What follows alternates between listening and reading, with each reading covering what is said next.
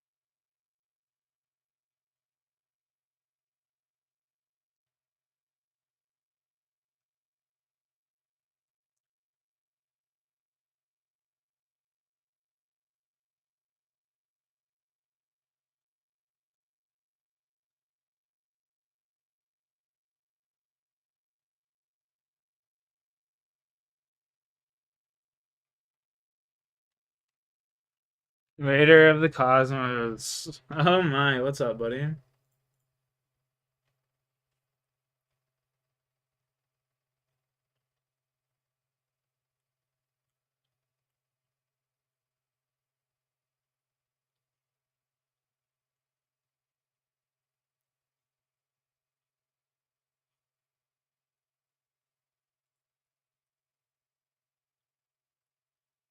Chillin', man. How are you? What's new? What's new?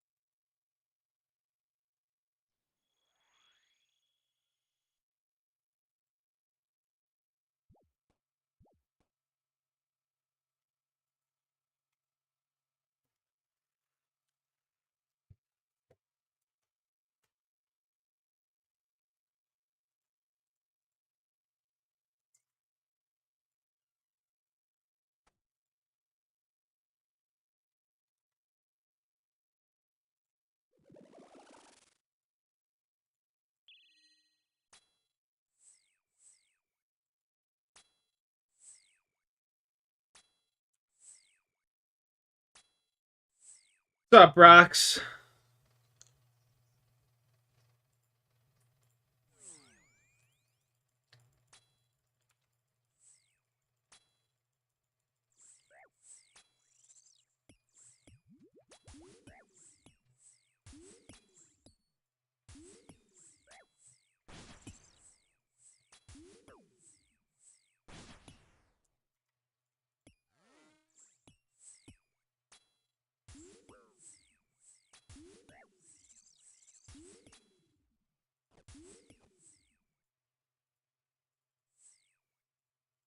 Bro, can I just stay in the right spot? Holy fuck.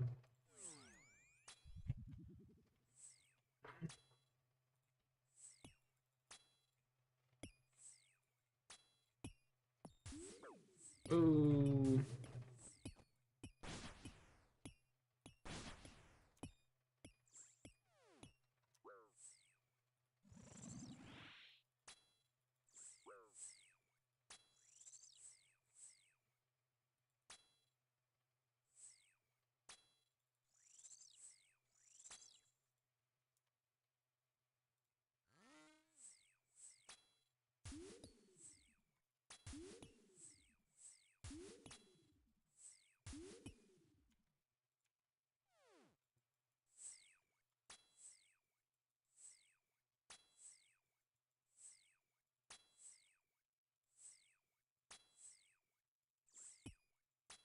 You know, DPS the shit out of this guy. Let's go. Heal, heal, heal. Oh. Oh. No. That's too close for comfort.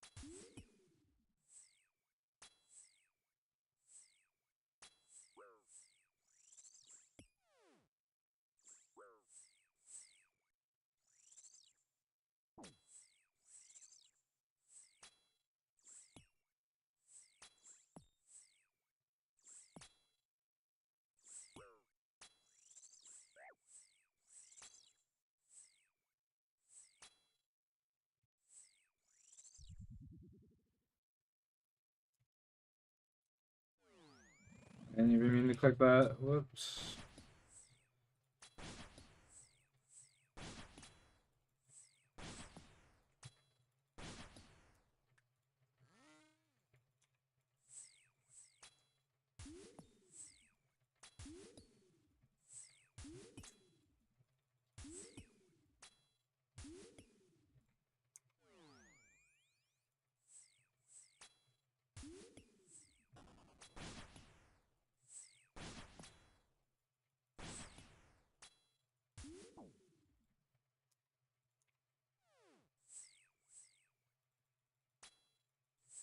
Kill him.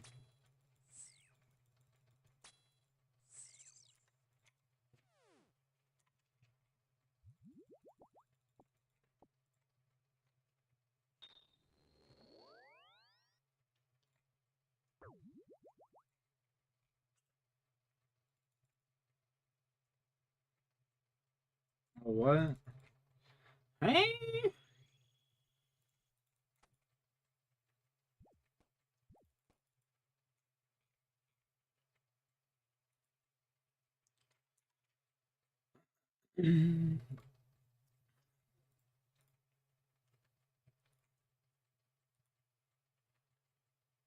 Alrighty, here we go. Back into the pits.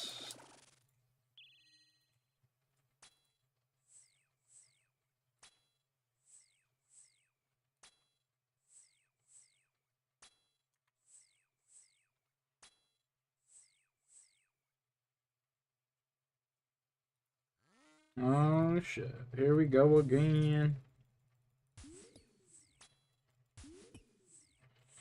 Can be a range phase abundancy now. Abundancy abundance.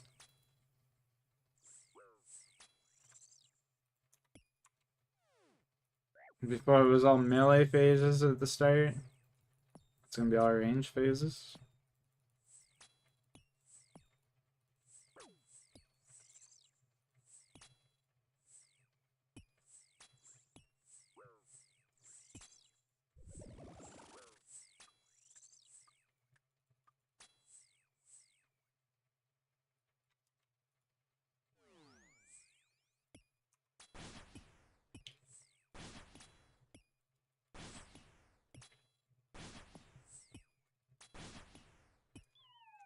Boop.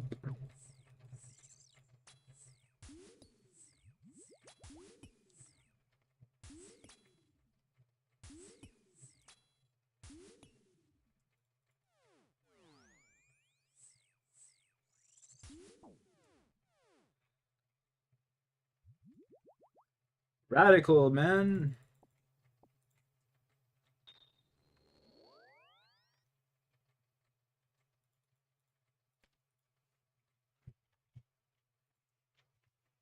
Very bad.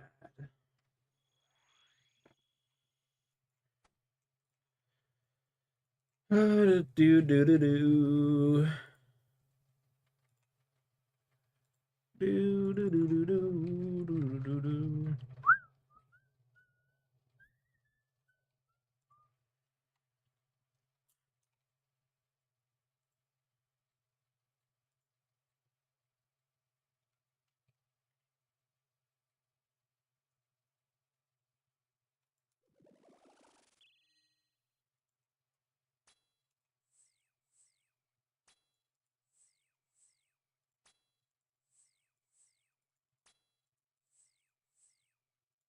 No, it's not what I wanted at all.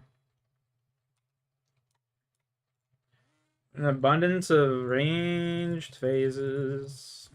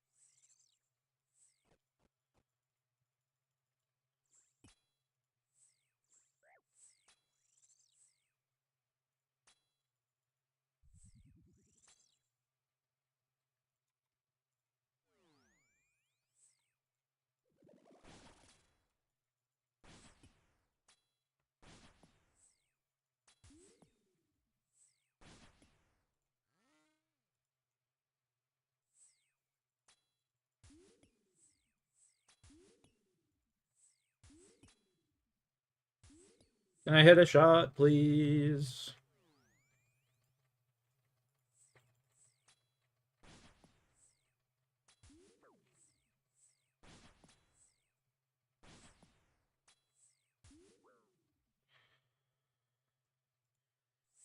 Oh, I went to the wrong side, but whatever.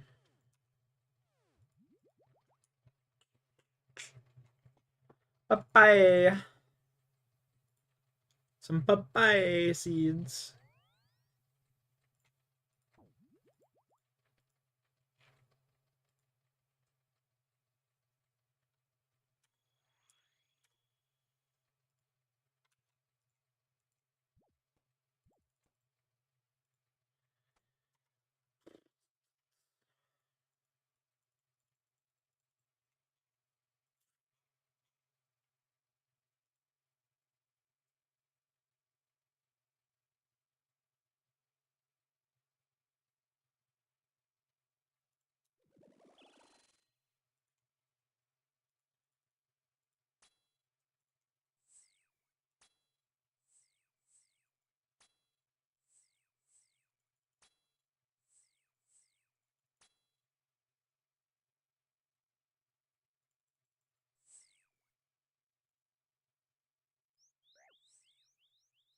Moving a little bit too slow here. I'm gonna get double whapped.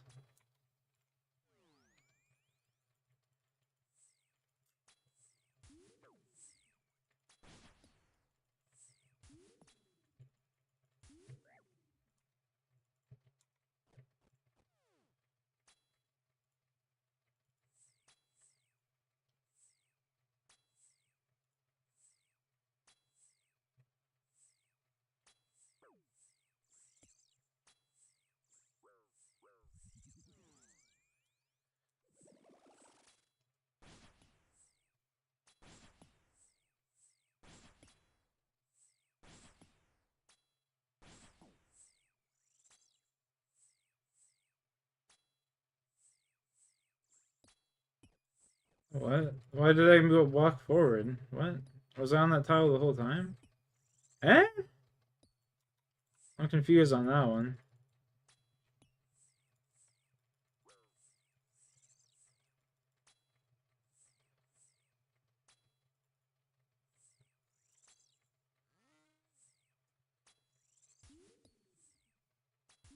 To be fair, I wasn't really paying attention, so.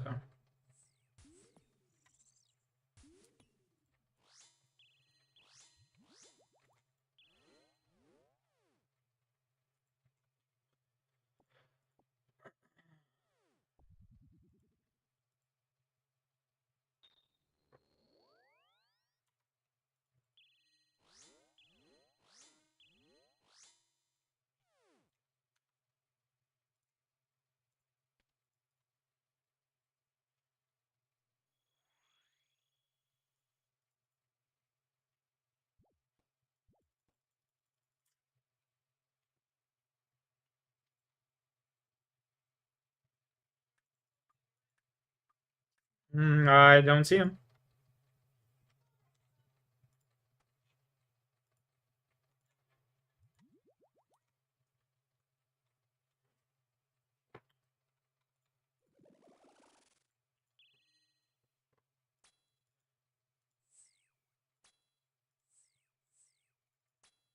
Oh, what's up, J-Ski?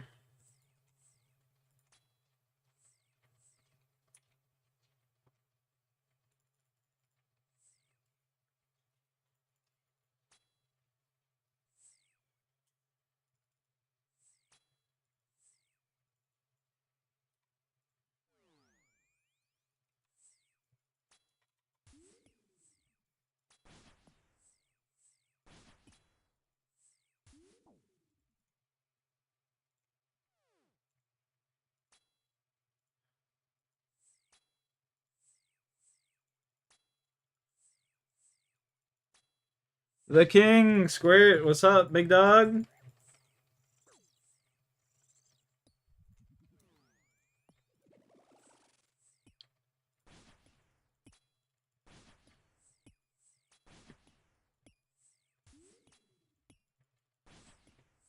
What's up? Just fucking murking some Zol.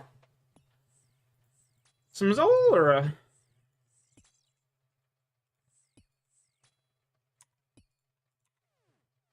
Should spawn in and just die here. Boom. Baboomskis.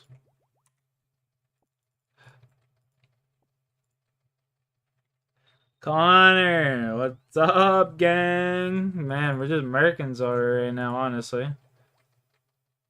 Just murking this fucker. It's reps on mobile? Yeah, I kind of figured.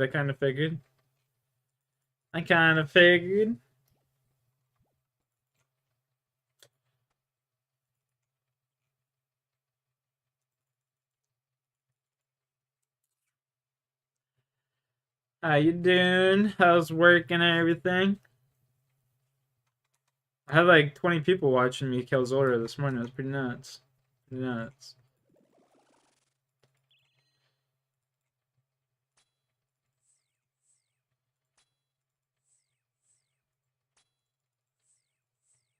Shingling on break. Word, bro. Word. Yeah, I had 180 KC this morning. We're up to 232. They're just mucking them out.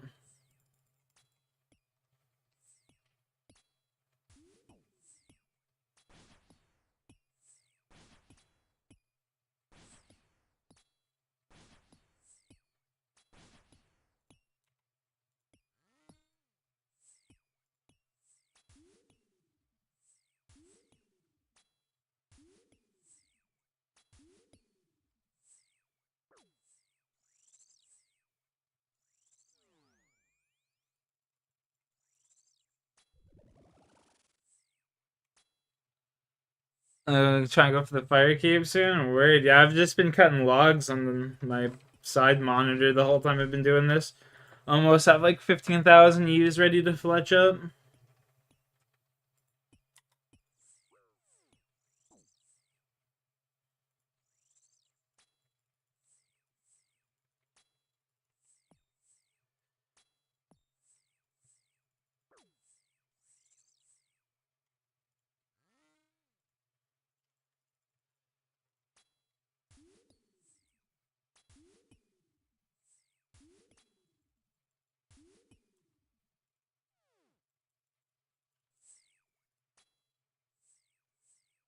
Is that here?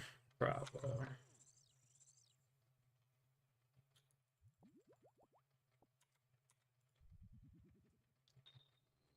Knock on wood, haven't had to eat in 2 trips, boys. Holy shit.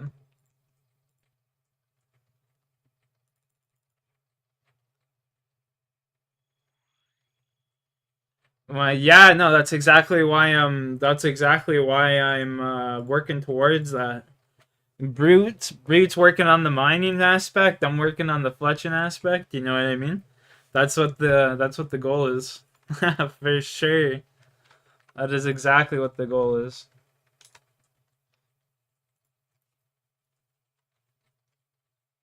I'm almost like 85 fucking woodcutting or something like that. I've just been going nuts. I've gotten like 600 or 700,000 XP the past like day or two. Just sitting there cutting. It's fucking stupid.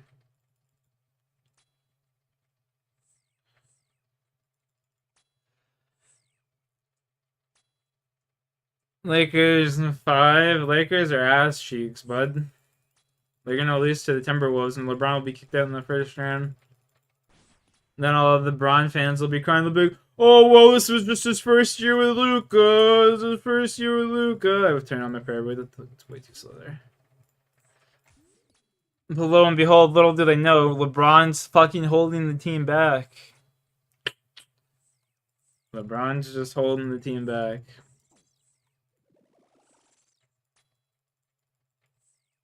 And you know what? You know what agrees with me? The plus minus. The plus minus agrees. A little GM. Yeah, exactly. A little GM.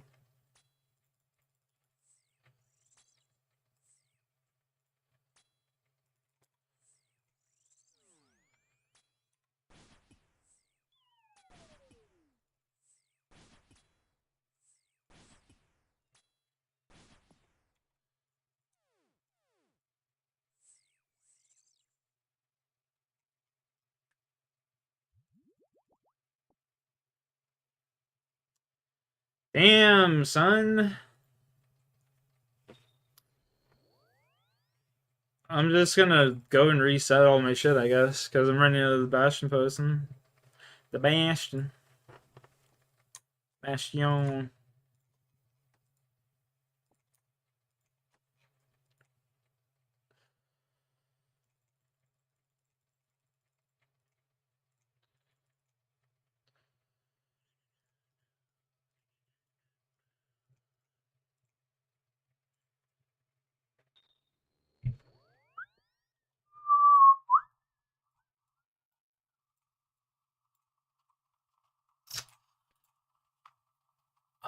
'Fuck, boys, we are fucking just killing Zulrah, man. Like, holy shit, we're in the groove today.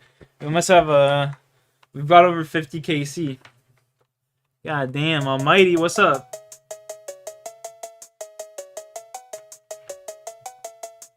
What's up with it, big dog?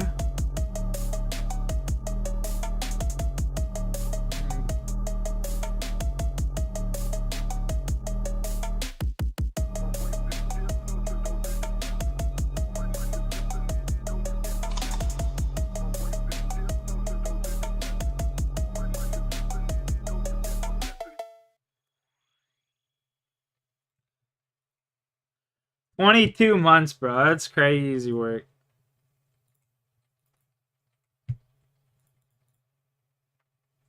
Hope you've been well. Work's been killing me. Damn, I mean, it's better work's killing you than you getting no work at all, you know?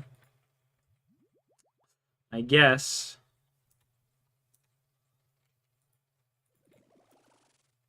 I guess.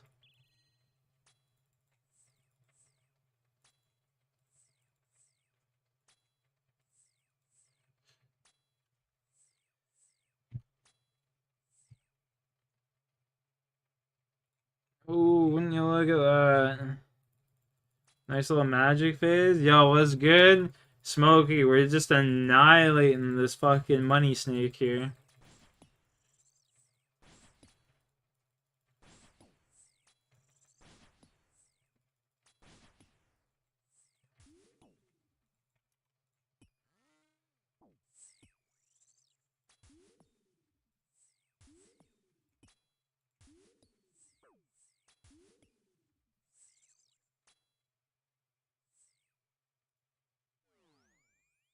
Just annihilating the money snake, my guy.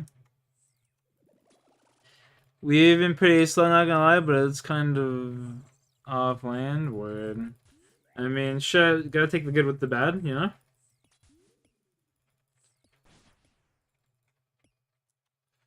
Gotta take the good with the bad sometimes.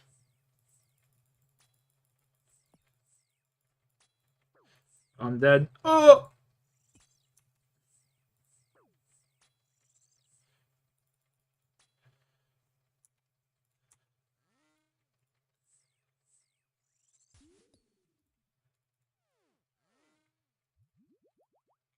Bro, I didn't even need to eat that time.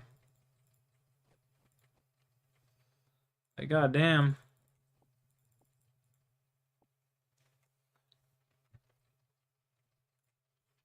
I'm getting to that point where I just barely take I take damage, but like I'm barely taking damage to like an actual boss now. It's more just like little minions. And like the odd ranged attack through the magic phase.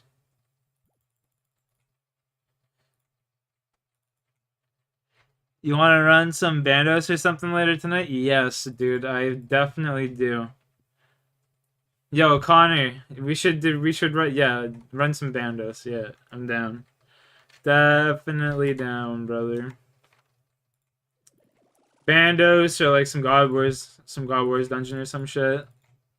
Or a boss. Anyway, I'm definitely down. Let's farm Huey Codal, bro. Let's farm Huey Codal, buddy.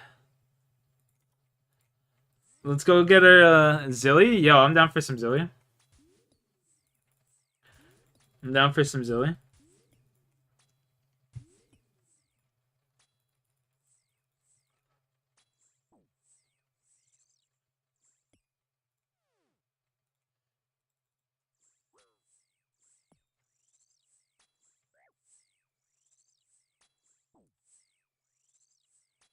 You'll be back later? Word, man. I'll be around here most of the day, so don't be shy. Later, man. Have a safe day at work, my dude. Have a safe, fun day at work.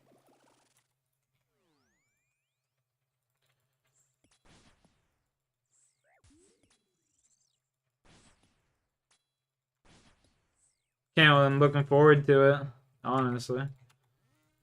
Swap up this fucking Zulrah grind a little bit. We kill some Zilly.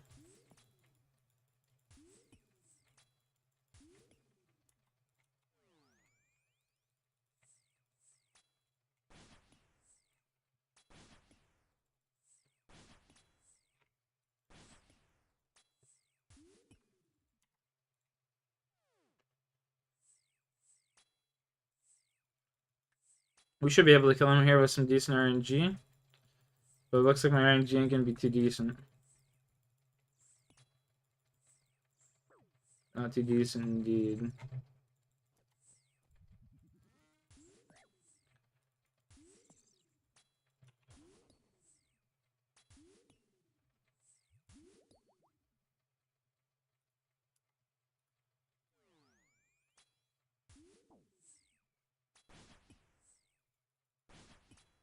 Alright, he's dead here. Kill him. Kill him!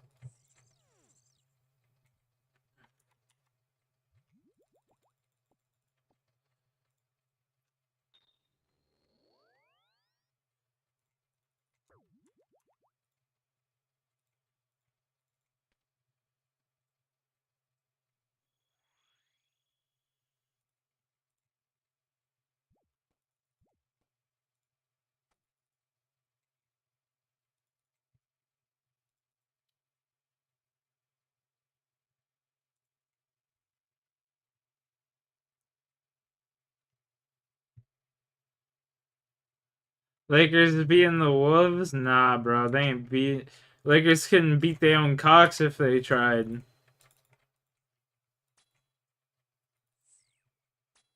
Ain't no way, Jose. Ain't no fucking way.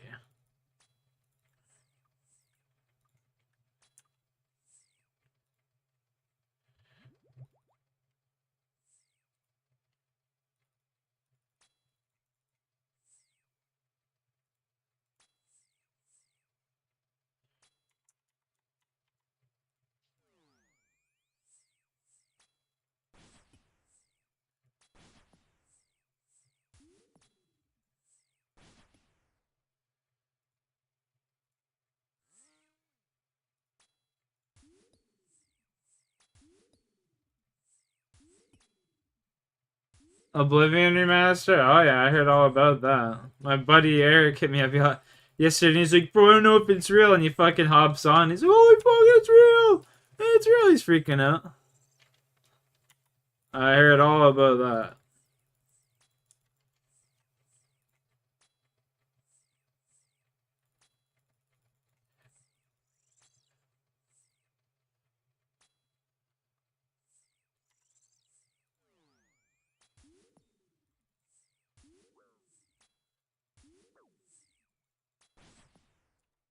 Ooh.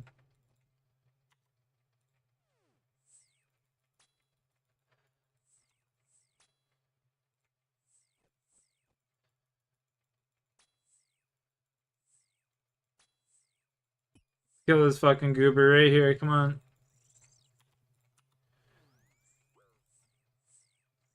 Ooh. Bro, I hate those ranged attacks that come out during the magic phase, dude. Like, if it weren't for those, I swear to God, the easiest boss in the game. Comedy Gold. Yeah, the Wolves are gonna get just mollywopped, bro. Not the Wolves. The Lakers are gonna get mollywopped, bro. Fucking calling it 5 game gentleman sweep for the Wolves.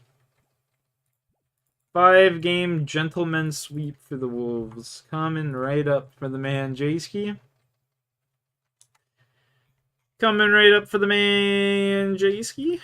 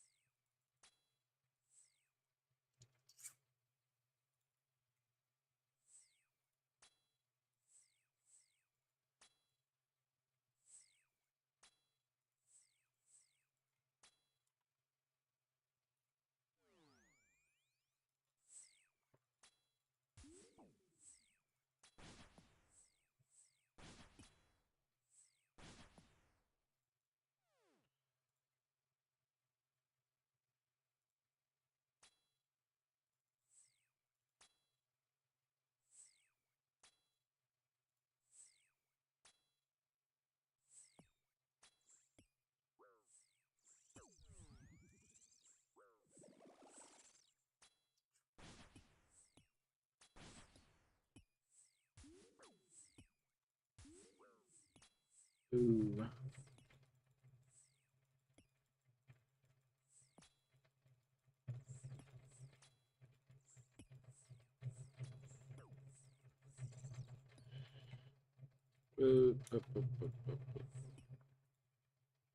Why is my guy just randomly running? I didn't even fucking click anything.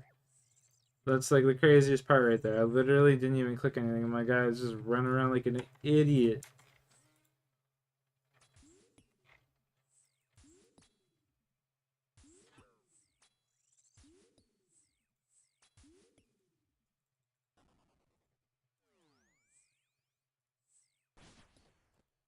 That's time I misclicked for sure.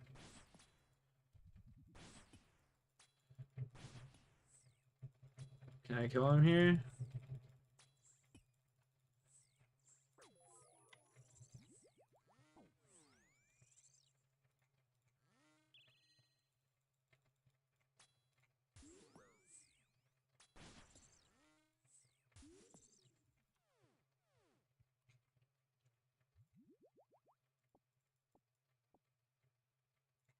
Damn, son.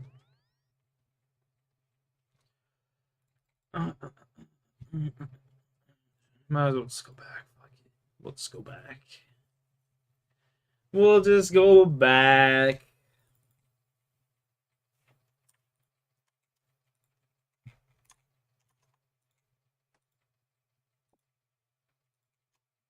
I gotta make sure I do all these clues before I go do my thing with Square later.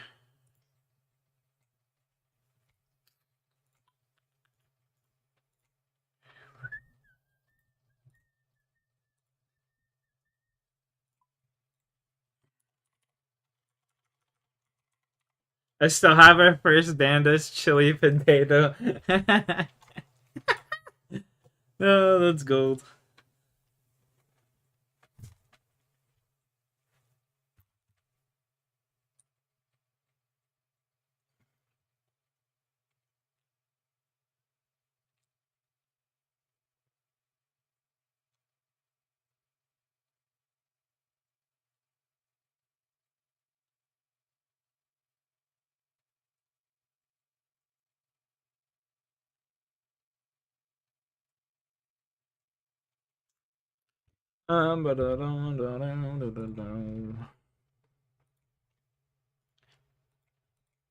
Should spend like 5 mil on anglers probably.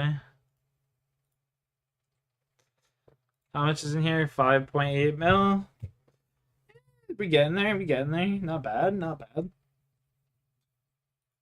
Check out the stack. 13 mil just made just from that. Wow.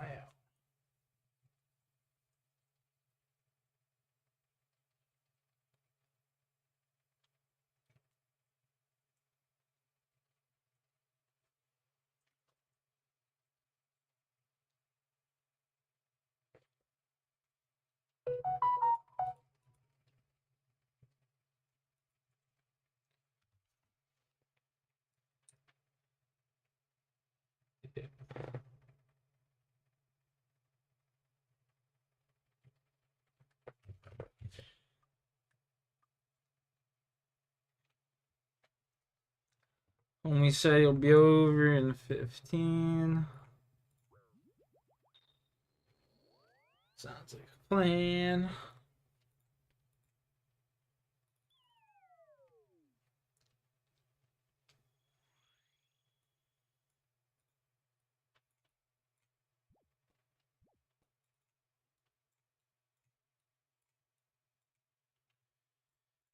Bounce, dance, dance, dance, dance, dance, dance, dance, dance.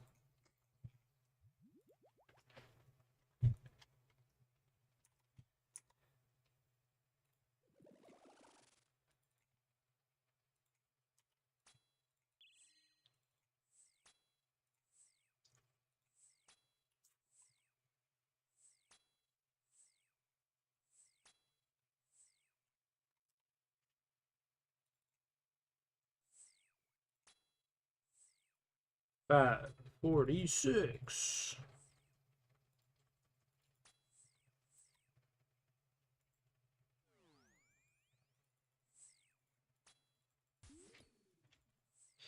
Yeah, I did take a vacation after losing all of the RP. Bro, I haven't barely lost any RP. I played solo and I regained all the RP that I lost. I'm big chillin', dude. I played like 4 or 5 games solo and just regained all the RP that I lost. I'm big chillin', my guy.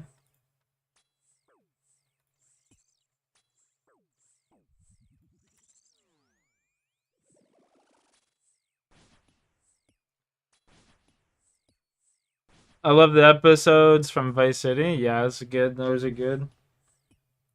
Honestly, Apex is just kind of ass because I'm like sitting here playing in these higher tier lobbies, and I can just tell like fucking these kids that I'm playing against. You know what I mean? They're just like 180 and like 6 headshot me. Like it just doesn't even make sense. The shit that I was seeing the one day, it just pissed me off, so I stopped playing. Just doesn't even make sense. You know? Doesn't even make sense to have this kid coming into my stream. Oh, we're not cheating, bro. Like, okay, buddy.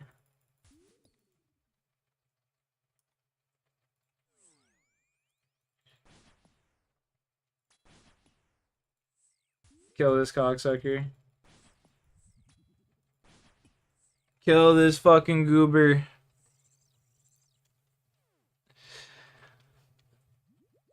Cheating is bad right now. Yep.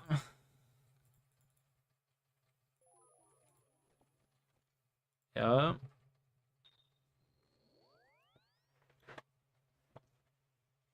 It really is fucking horrendous right now, brother. I noticed that when I was grinding the one day, like for the longest while, it was like, there wasn't really too many cheaters. But like I don't know what it was, but this past split, bro, but there's just so many. It's fucked.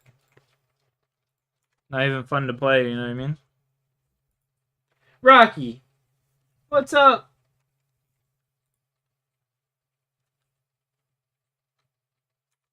Number 6, yeah, it doesn't surprise me.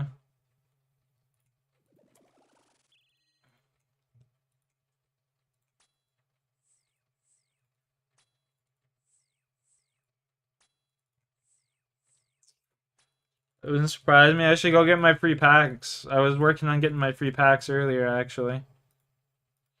Should go get my free packs and see what I get out of them.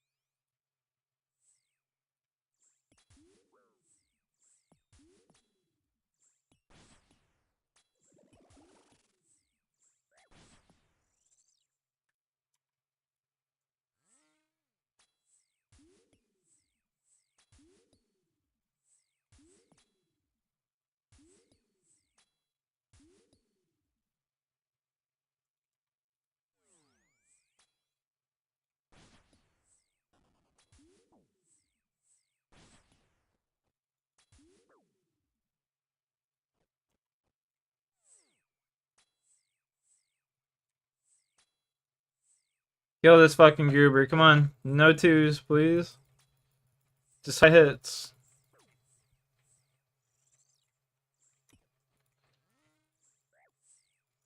Kill this fucking goober. Kill this fucking goober.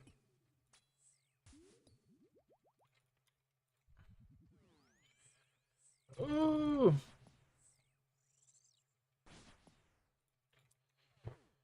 Let's go.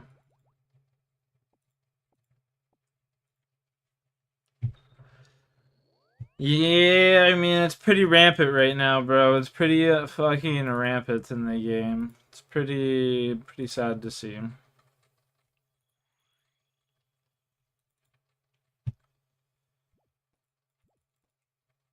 I'll definitely get on and hit Masters, though.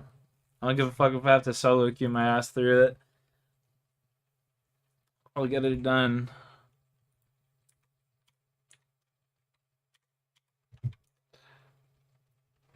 I'll literally just fucking chisel away by fucking 40 RP every game if I have to. Just sit there and rat. No KP, 1 KP. I'll give a fuck. I'm getting it done. Then I'm retiring. Never playing that shit again.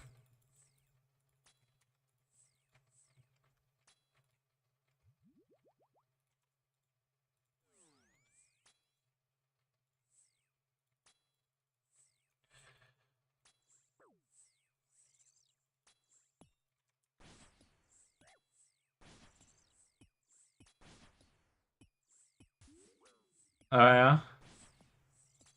That doesn't surprise me. It's probably panic. The knowing cheater.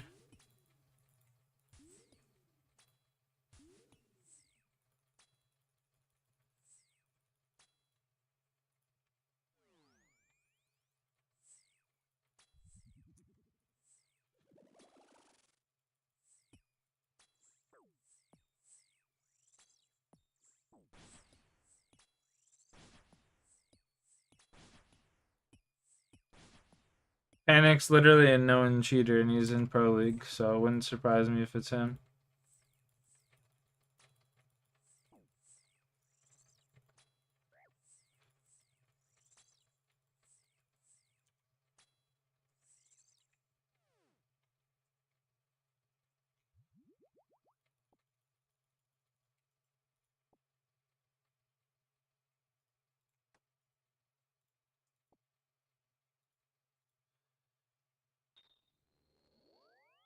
Then the boys and you've been playing GTA? Word, word. I don't really fuck around with GTA too much like that. Online shit. Every time I play that, I just get fucking spawn camped. Die. That's how it used to be anyway on the PlayStation back in the day. Just fucking spawn camp and die. Every time. Every time.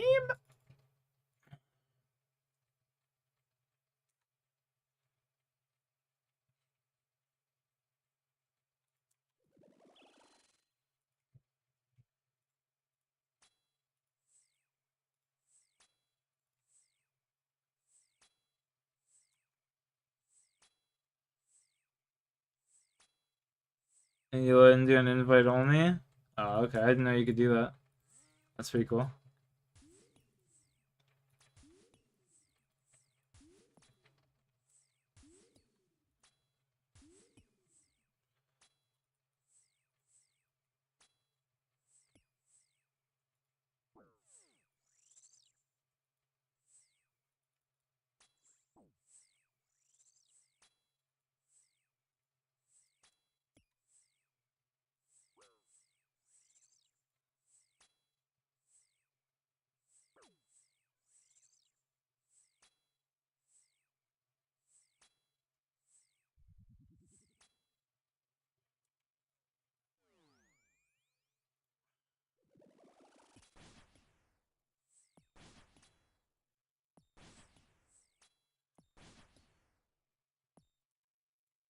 Kill this fucking goober.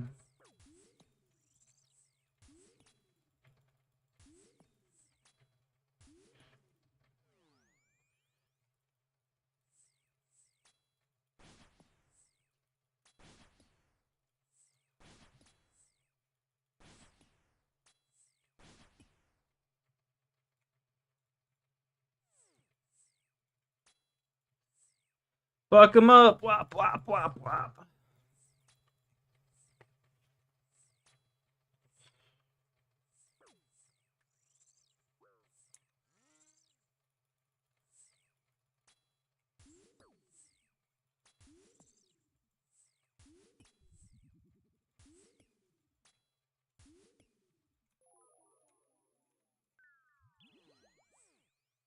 Oh my goodness.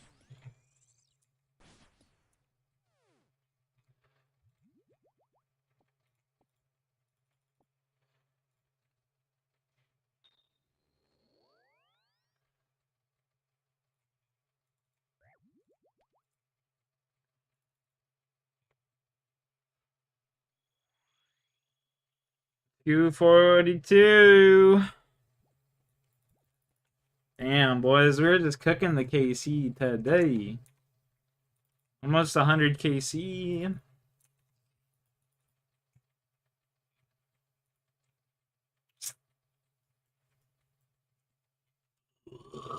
Excuse me, Mr. Rempel.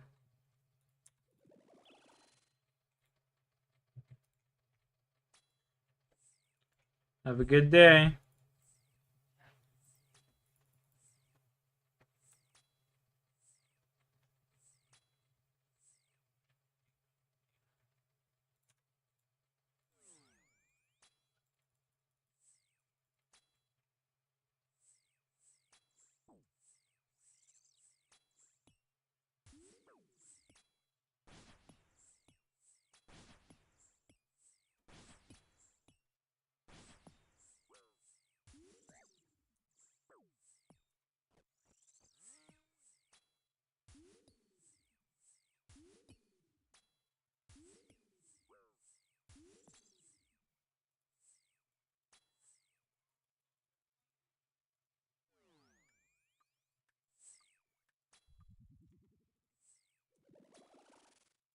Check.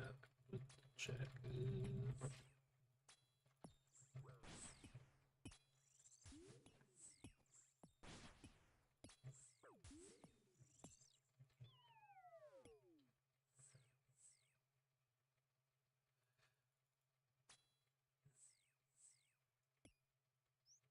Oh no, fuck right off.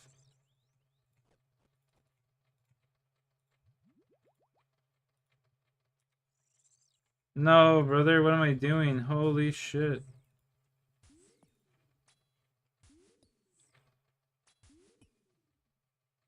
By God.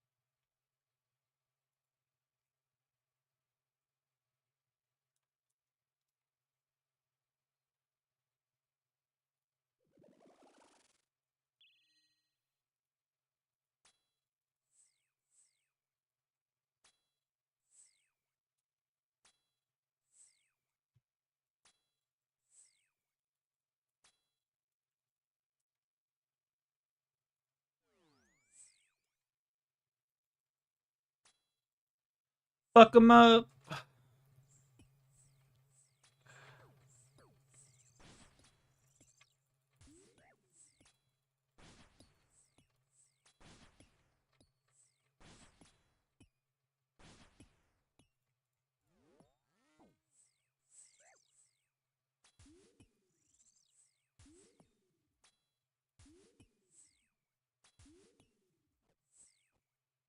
Bro, can I just catch a break? One fucking measly break.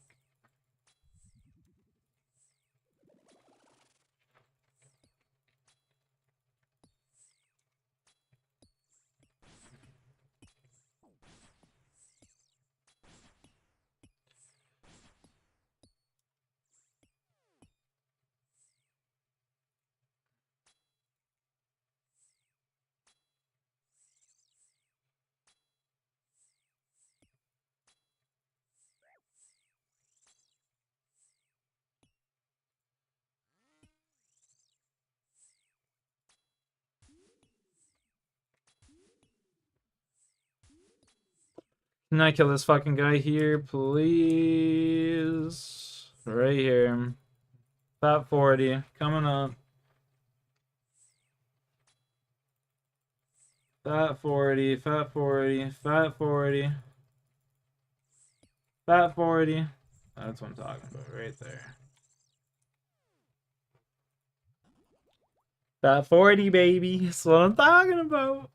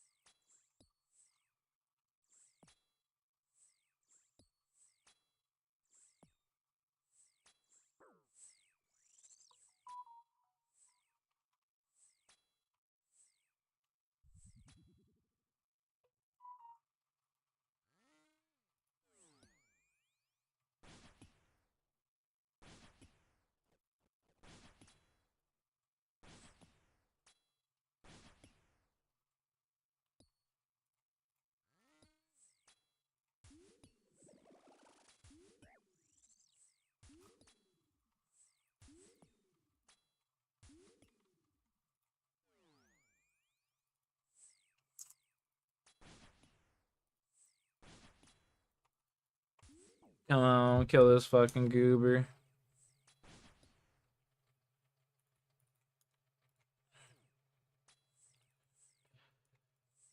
$27, hit him for a fat 19, boom, dead. Let's go.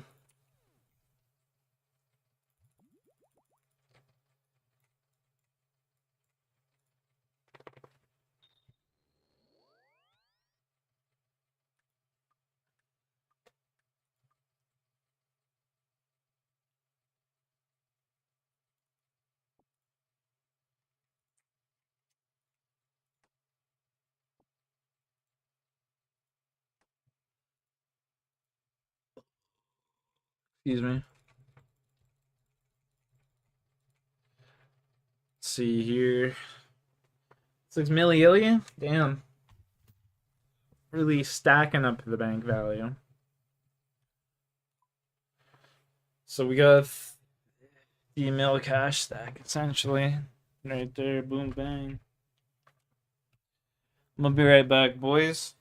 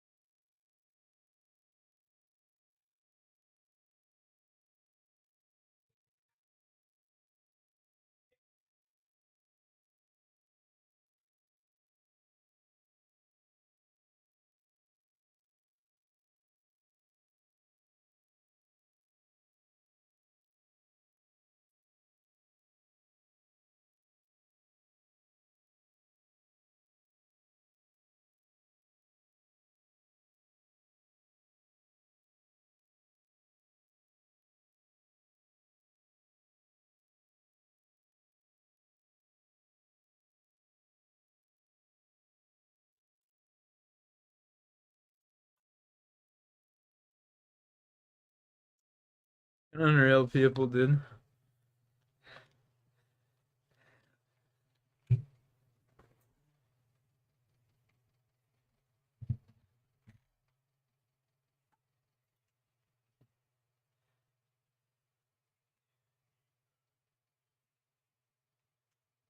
So I've got $1,500.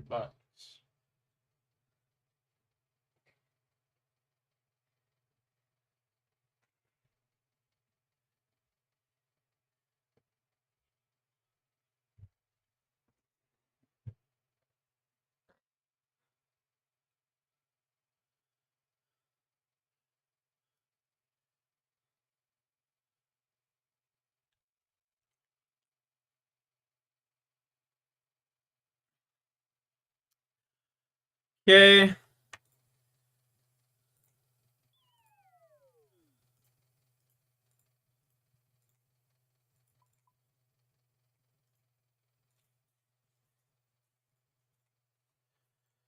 I guess I should buy some anglers, eh?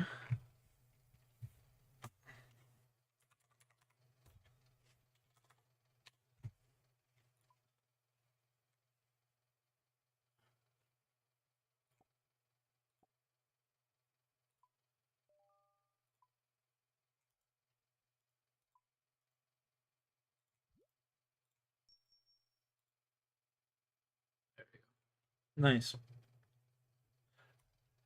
Spend the 1 mil on supplies. It's like the best meal ever spent. You know, I'm just spending it on food.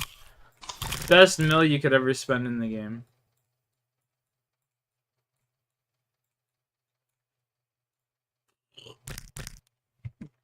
Let's see here.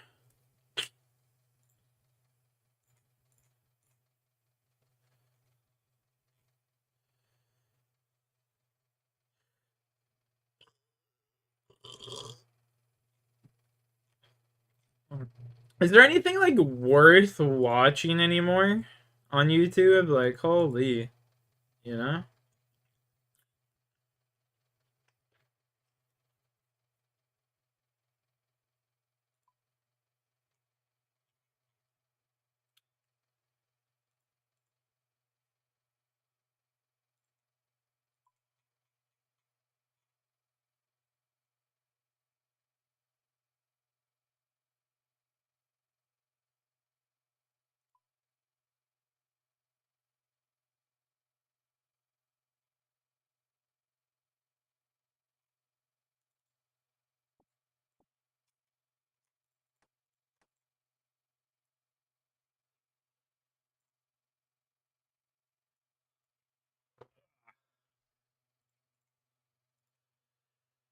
Okay, we got let's just swap our elite clues here real quick. I want to kind of find something to watch though. You know what I mean? Like, I'm fucking bored just sitting here. Oblivion Remastered. That's pretty fire. Xena will love that. Like,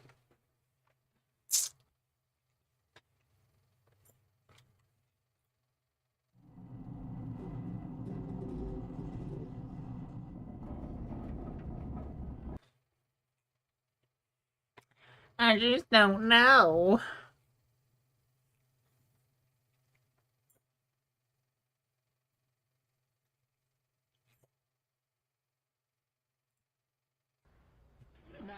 Where's your emergency?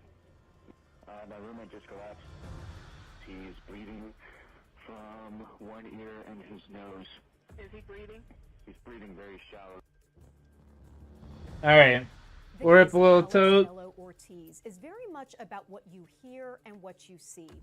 The 22-year-old college student and cadet of the year was found dead from a gunshot wound inside his off-campus home in Florida in 2020. Police in Daytona Beach ruled that Alex took his own life, so they closed the case. But Alex's family and friends say there is no way Alex did this. You know, he's a beacon of optimism. There's something wrong with him. And it's not just them. Retired detectives, crime scene, and ballistics experts say the evidence points to someone else pulling the trigger. 2 people in a house alone. One ends up dead. Alex's case hinges on a patchwork of Ring doorbell footage, police body cam recordings, and a scattered 911 call, each capturing fragments of the truth. Separately, they don't tell the full story, but together, coupled with a mother's intuition, Something didn't feel right. Why am I eating? this investigation will challenge you to listen closely. There clearly was a struggle, and then there's a gunshot. To watch closely, to consider the documentation closely. It's something experts say the Daytona Beach Police Department did not do. This was a complete disaster for a police investigation. You think there should be an investigation of the investigators? We reached out An to the investigation Daytona of the Police investigation. Department Maybe investigate that investigation. hoping to discuss how they handled Alex's case, but they never got back to us. There was a mountain of evidence. On this episode of Law and Crime Investigates, we will give you all the facts, and you can decide for yourself what you think really happened to Alex Bello Ortiz.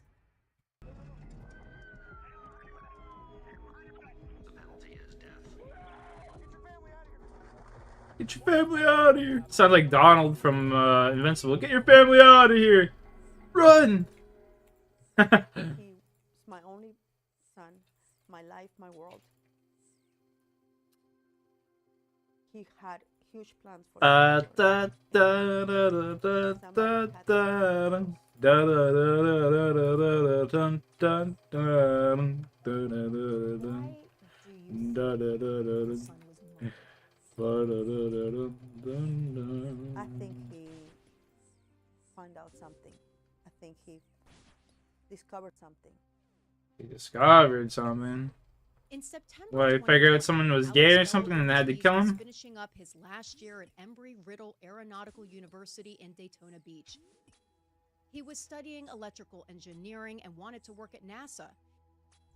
He was a cadet with the Air Force Reserves and had just been named Cadet of the Year and the morale officer of his detail. Alex was living in a small 3-bedroom house his parents had bought him near the university. He had just gotten 2 brand new roommates, fellow students at Embry-Riddle.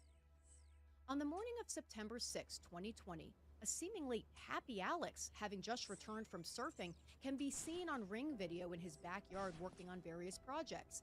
Tell me what's going on in this video. He has the mulch, he has the thing that he built. Tending to his garden, doing Tai Chi, smiling and waving to a neighbor. Tai Chi, bro.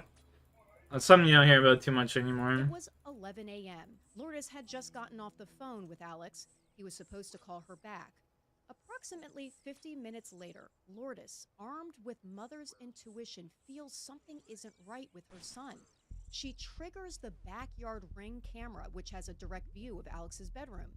She looks around and doesn't see anything, so she disconnects, but the Ring camera keeps recording. Moments later, at 11:55 a.m., a gunshot rings out. The music's so intense. Almost 4 minutes later, at 11:59, Alex's roommate of 2 weeks, 22-year-old John Berline, calls 911. 911 emergency. Roommate just collapsed. He's bleeding from one ear and his nose. What was he doing before he became? Fuck.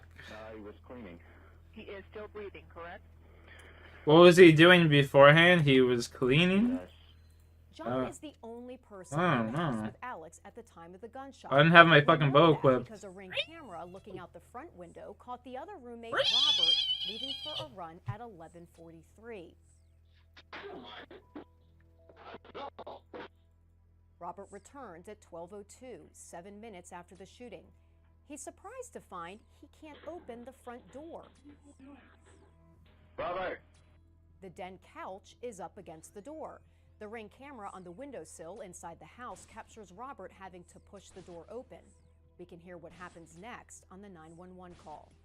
He was cleaning, running around, and then I heard him collapse. Do you feel any air coming in and out of his mouth? No. How calm is this guy? This guy is so guilty. Listen to how calm he is. You know what I mean? Minutes later, EMS responds. No one in this Alex situation is that coming to calm. life. They get him onto a stretcher and take him to the hospital. That's when Alex's mom, Lourdes, Especially if you just was stumble Virginia, upon gets him, a like, call from come one on. of Alex's friends. I got a call saying Alex passed out and he has a little bit of blood in his nose.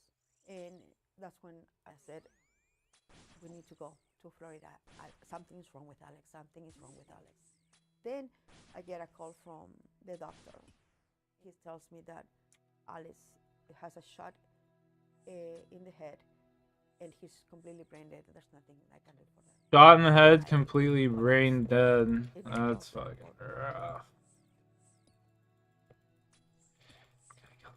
Back in Florida, EMS has called Daytona Beach police after finding a loaded rifle next to Alex's body.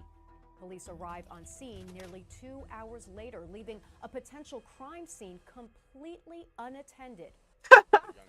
Typical cops, you know? Head looked almost like a trauma code.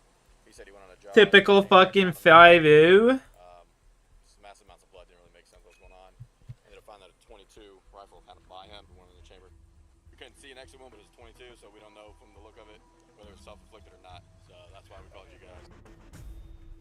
Around this time, Lourdes' Self-inflicted? I don't know. Alex's stepfather, arrive at the hospital in Florida.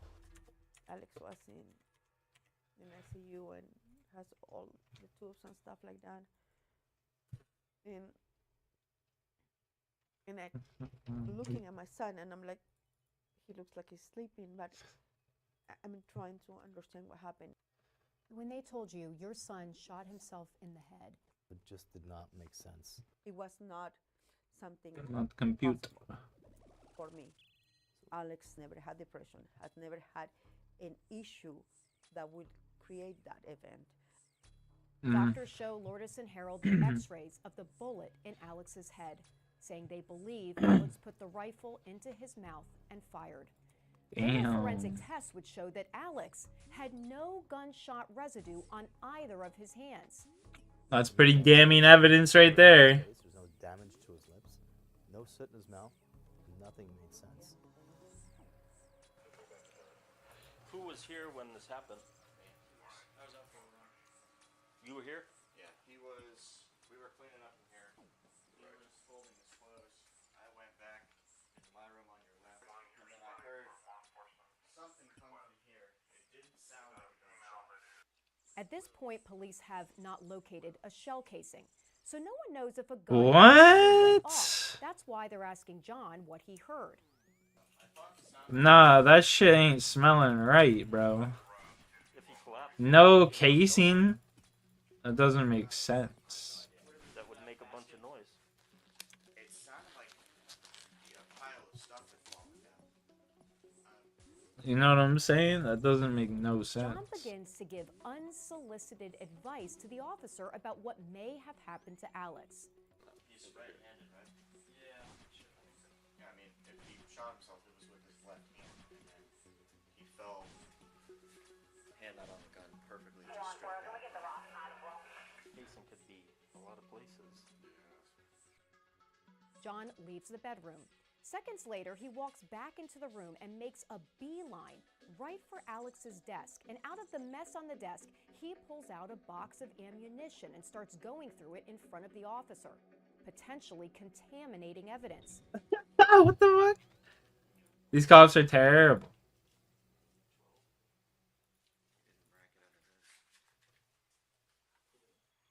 John throws the box of ammunition onto Alex's bed, and that's exactly where police take a picture of it as part of the crime scene photos. Crime scene photos are part of the official police record. They're meant That's to capture crazy exactly how work. things were at the moment of death. But that box of ammunition, it wasn't on Alex's bed when the shooting happened. And that's not the only thing that's moved. Next time, it's the officer himself who moves things around. We'll get to that, but first, the Surely officer this guy got pulls aside fired, the shell right? casing. As the officer is looking in Alex's closet, his body cam catches something strange.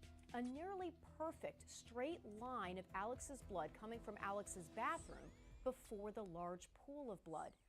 police would never discuss that line of blood in their official investigation. Of course. They also would never mention a handprint on the wall near Alex's blood that can be seen in the crime scene photos. Why didn't police investigate those two potentially critical pieces of evidence? The puzzling police work continues on as the officer moves bags and blankets around in Alex's closet, tossing them right into the pool of Alex's blood, contaminating a potential crime scene. The officer eventually finds the shell casing in the closet. There it is. This guy had to have been fired, right? Like, there's no way. Or put on like desk duty or something. Oh shit. But it was laying on the floor here. Alex's roommate Robert is not the only one surprised that the rifle is fully assembled. Are you a roommate too? No, I'm a friend. Their friend, who arrives at the scene minutes later, is shocked. A gun? He has his 22. Oh. Not assembled. It was.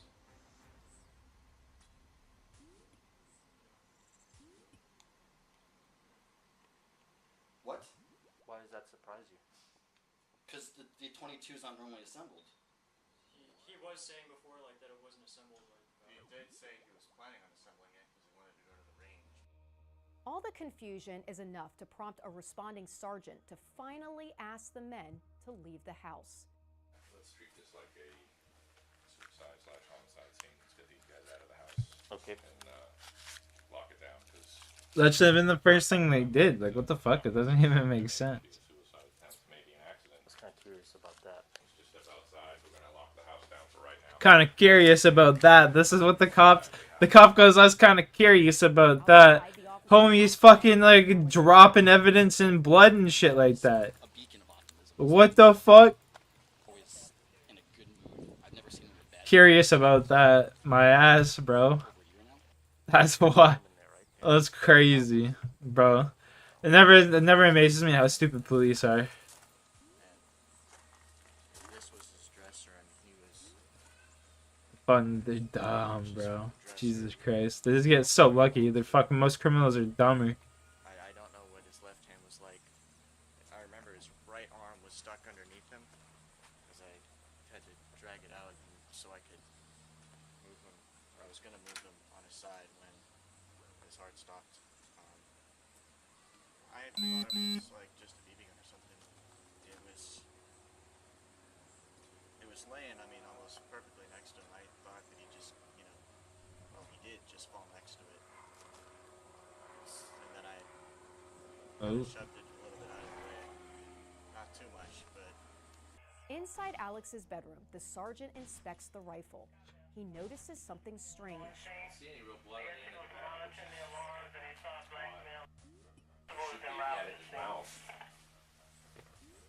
Should be Blood. a bunch of blood in there. All right, let's stop here for a second.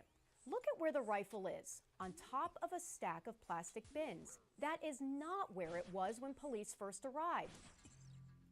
It's Policing 101 that in death investigations, no evidence should be moved anywhere. So how did the rifle get on top of the bins?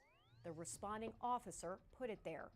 We watched him on his own body cam move the rifle, a potential murder weapon, around the crime scene 4 times, from the floor to the dresser, from the dresser back to the floor. 15 minutes later, from the floor back onto the dresser again. And that time, he takes a bullet, which EMS had cleared from the weapon, and puts it back in the gun. Eventually, he places the rifle on the stack of bins. The exact place the crime scene technician photographs the weapon for the official police file. Yo, that guy's gotta be fired, right? Piece of evidence was in its original place, so by the time you had the crime scene investigator come in, she's photographing things That's that have already crazy. been moved. This is insane. You need the rifle put back? This was a complete disaster for a police investigation. Officers picking things up and putting them down. That is an absolute no-no. The only time you pick up anything is when you're going to collect it for evidence. Steve Chancellor is a crime My scene dude's watching too He's the much former fucking director of CSI, crime bro. at the Mississippi Bureau of Investigations. What the He fuck? specializes in studying, teaching, and testifying on crime scenes. Alex's parents hire him to review the body cam. What was the first thing you noticed? There was no attempt to secure the scene. Every death should be looked at as a homicide until you can prove otherwise. Fearful walking through the blood. Inside the crime scene itself, the bedroom, there was like 4 people. I saw John Berlin kneel down, search underneath the bed. They completely went against every crime scene protocol that you could think of. As a law enforcement professional for about 50 years now, I was embarrassed. This is a picture. Yeah, I'm not even a crime scene investigator. I know you shouldn't be doing that. Yeah. Daytona Beach police are on scene for an hour and 40 minutes before wrapping it up. I had it as the report is attempted suicide. Alright, appreciate it. That's kind of a tough scene, but you did a good job. Yeah, a little Yeah, good it's job. different for sure than the usual that we do. That was definitely a lot more of an investigation. Police don't lock up the house. They A lot live more with of an John and investigation. Robert. They're tenants, not This even the fucking owners guy. of the property. The owners are Lourdes and Harold. Around 11 o'clock that night, Harold, who has a background in law enforcement, decides he needs to get to the house to check things out for Kill this himself. fucker. Nothing is making sense, you know, and evidence is critical. So you walk in the house. What is the first thing that you notice? As soon as we opened the door, cracked it open, just the smell of bleach and chlorine was almost overwhelming. And as I'm walking in, I look over and the Ring camera's disassembled in sort of 2 pieces on the windowsill. That would be this camera. The one that sits on the windowsill shoots out the front window and captures the front door. Okay, so the Ring was Literally disassembled. So it was Let's stack up some fucking kills here, baby. such shock. You're like, okay, no 251. That's what we at. And walk into a bedroom, pristine. There wasn't an ounce. The bed was made. Nothing was in disarray. Absolutely clear. No evidence of blood or anything. confused and questioning what he's seen. Harold returns to the hospital where he and Lourdes have to make the hardest decision of their lives, to let Alex go with his organs.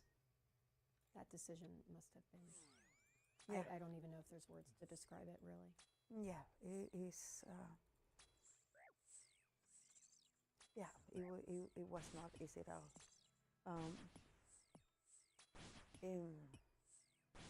The whole thing, it doesn't have a name. Alrighty. The tragic and sudden loss of Alex Bello Ortiz ripples through his military and school communities. He would look out for you, he would find you, seek you out if you're ever having a bad day, and do everything in his willpower to make you have a better day. I have pictures of us on my wall, because he's somebody you meet once in a lifetime.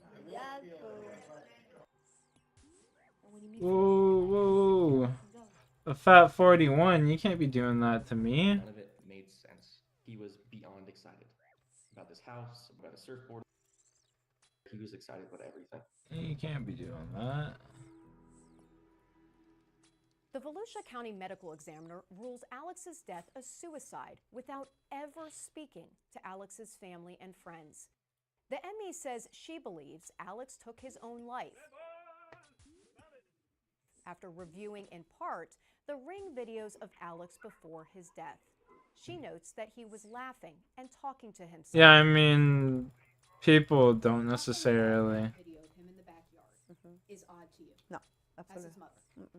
Alex is full of energy, person that leaps around, and his positivity is like bursts out of him. And when he's doing something, he's talking. That's him. Ugh, come on. The ME says Come Alex on, may have brother. been influenced That's of so drugs ignorant. Because detectives found that the year No. prior, Alex had downloaded a book on psychedelic mushrooms. That's so Police ignorant. say they heard Alex asking his roommates on the Ring camera to do shrooms with him just prior to the shooting. I got a great idea. Let's shoot. But Alex's blood drawn at the hospital showed absolutely no evidence of drugs in his system. Did Alex do drugs? No. No evidence of drugs was found in his room. Nothing. There was absolutely nothing in his room and nothing in his body. And the police comment was, he must be on drugs because he's out there in his underwear.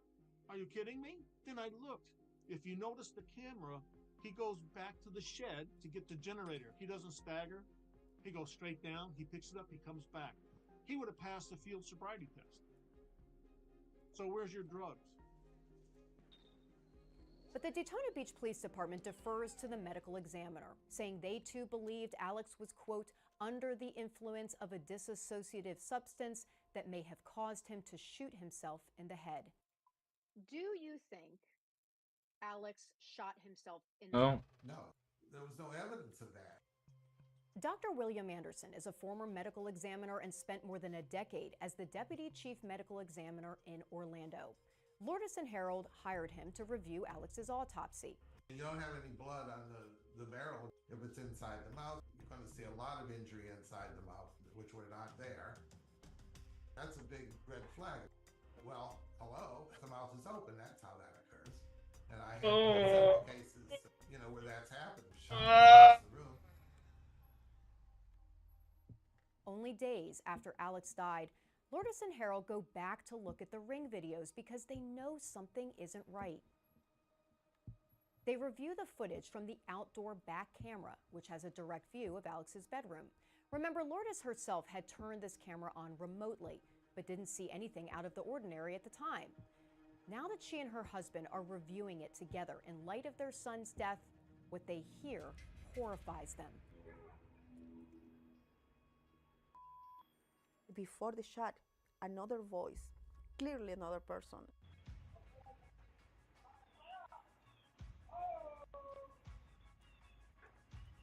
Really? That long, oh, that's Alex. Yes. Okay. Yes. What do you think that was about?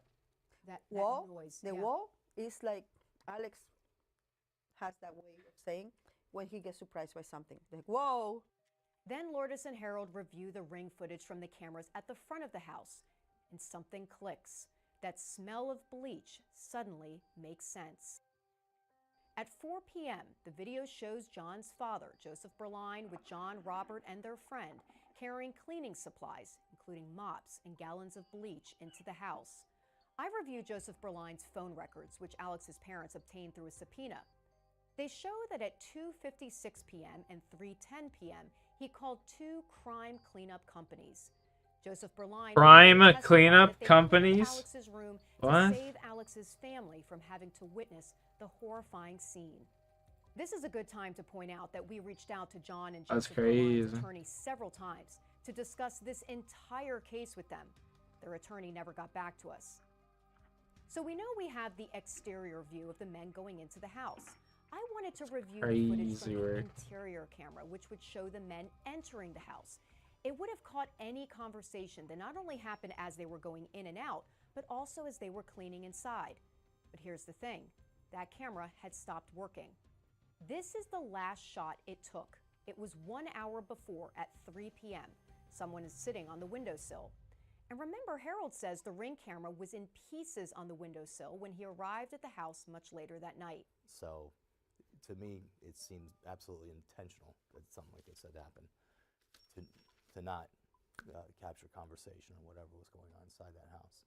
Realizing that the ring videos may hold more clues, Lourdes and Harold go back to September Throwing 5th, another the mill. day Oh, we before almost got Alex the was shot. 50 miller. At 3:30 in the morning, John and his friends can be seen leaving the house. Alex's parents suspect Alex I want that, dude. I want that so bad. I want that 50 mil cash find a stack. text message from 2 hours before in which a friend asked Alex if he was, quote, kicking them out. I know Alex's character. He doesn't tell you to get out because he's a very welcome, unless there's something really, really wrong. It makes Lourdes think back to a conversation she had with Alex a few days prior. I call every day to him. We talk every day. So I call him and say, how you doing? It was a short call, but his voice was different. So I called him again and said, Papa, is everything okay? And he said, well, Mom, I might have to change one of my roommates. And I said, okay, but I don't want you to worry about it. I'll handle it. I'll take care of it. So we were piecing this together and saying there was something going on. Lourdes and Harold immediately turn all the videos over to police. Everything that we find in the house, we bring it to them, calling them every week. Did you get anything? Did you have anything? Lourdes says when police finally listened to the videos, which was months later, they say they didn't see or hear anything concerning.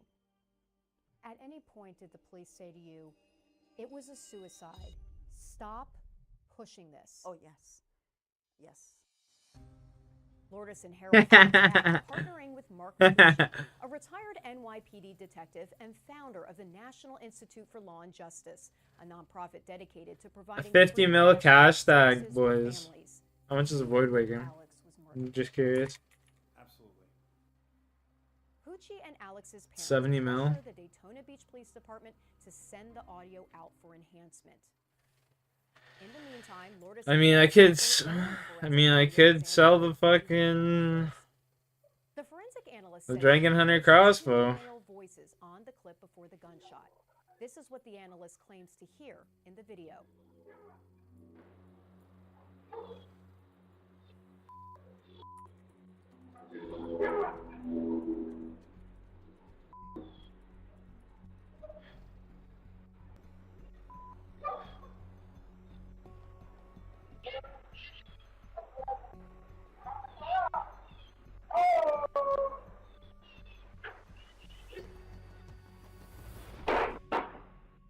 So that means there were two people in the room. They were not having tea. They were fighting. There clearly was a struggle. And then there's a gunshot. Yep. But the Daytona Beach Police Department says they only hear one voice, and they don't hear any of what the forensic analyst does. Despite the mounting evidence, the Daytona Beach Police Department is unwilling to pursue a homicide investigation. Lourdes and Harold hire an attorney and demand police take another look at the case. There's a reason they've grown even more suspicious. You end up finding out that there was a misfire of a gun in the house. Yeah, absolutely. After the shooting, John and Robert continue to live in the house. Remember, Lourdes and Harold still own the place, and they've had John and Robert sign a lease that states they know there are cameras in the house and they're being recorded. On July 15th, 2021, at 3 in the morning, 10 months after the death of Alex Bello Ortiz, you can hear a conversation about someone accidentally firing off a gun inside the house. The bullet flies right into Robert's bedroom wall. My God. Dude, no way Robert doesn't notice that in the morning. I literally went, boom. And all I heard was, it took a second for it to register in my head. Boom. I understand why you don't conceal carry with alcohol. I still got 23 mil, bro. Holy shit.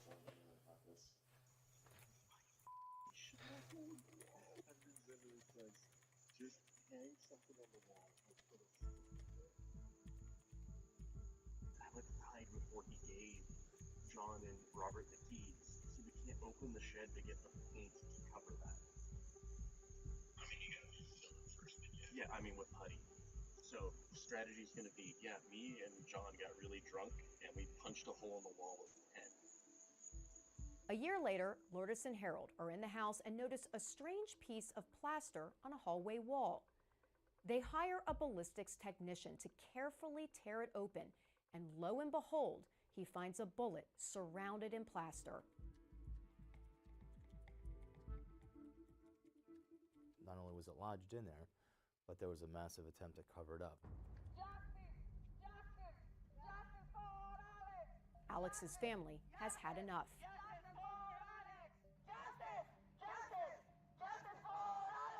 In 2022, they and their legal team contact the Daytona Beach Police Department again, urging them to conduct a more thorough investigation.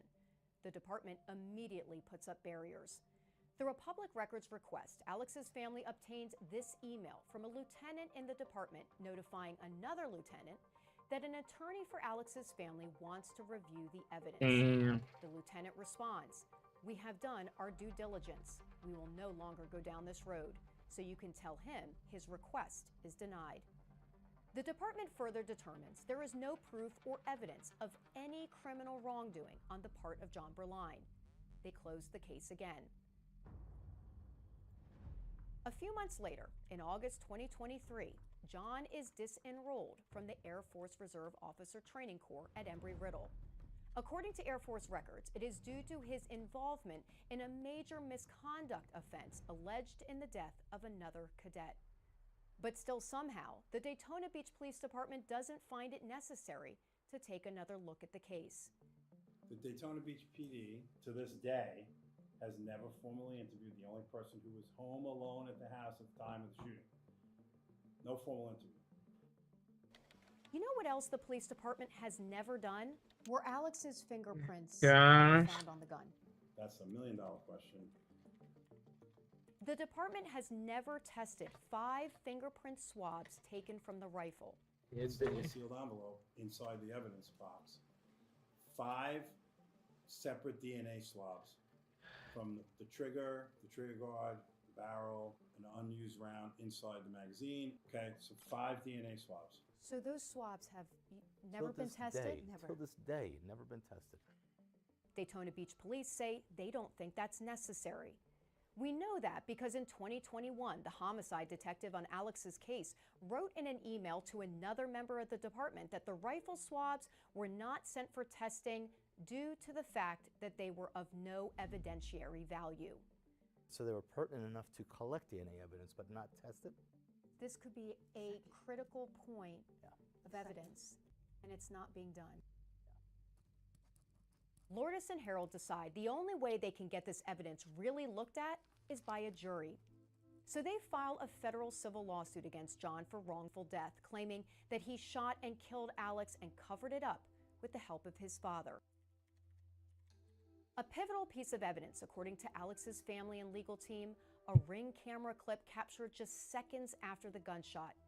The only reason the footage exists is because of the American flag mounted on the house, stirring in the wind.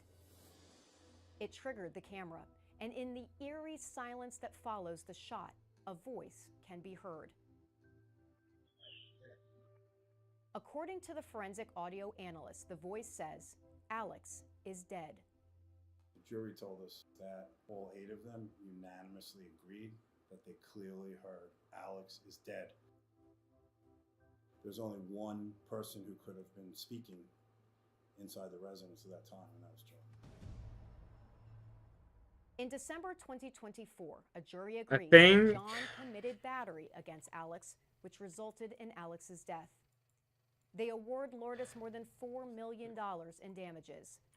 I am extremely happy because after 4 years of pain, suffering, and struggle to have somebody heard us.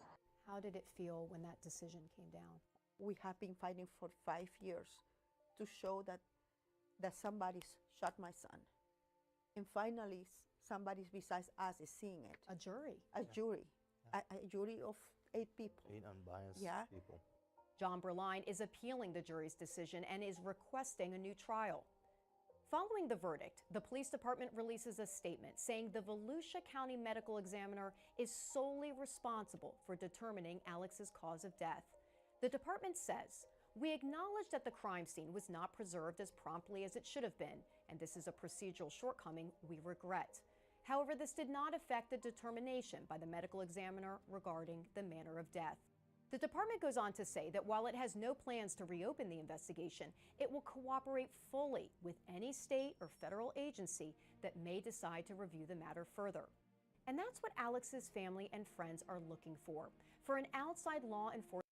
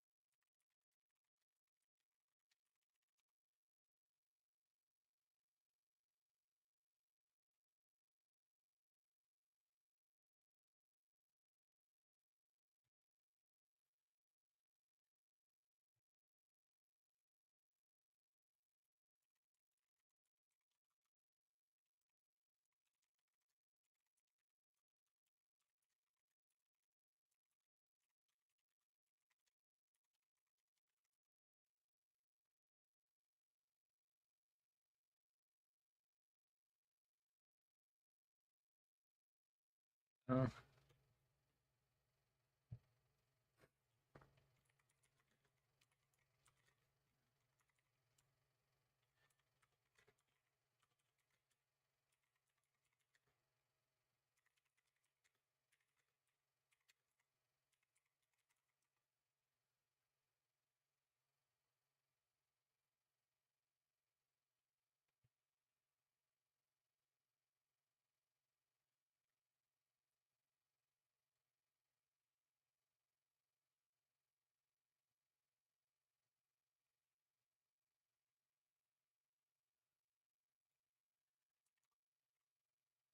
Um.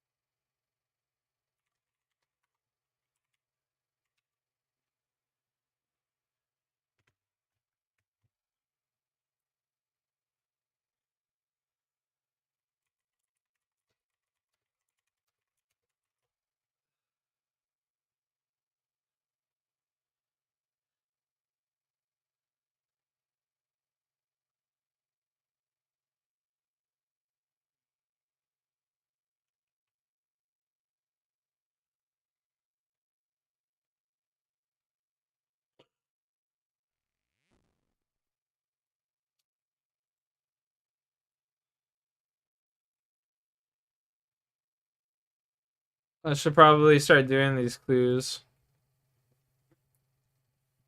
Yeah, I gotta move these two here underneath my feet. I gotta go check out the stock downstairs, boys. I'll be right back.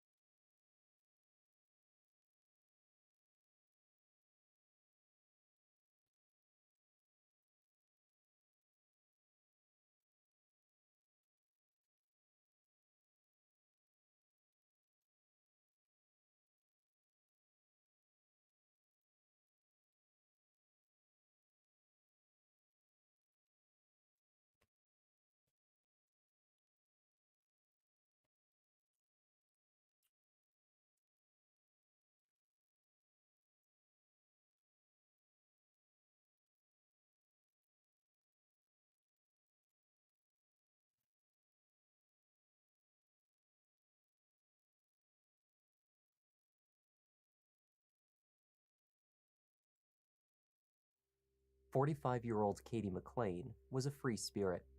Friends remarked about her calming presence.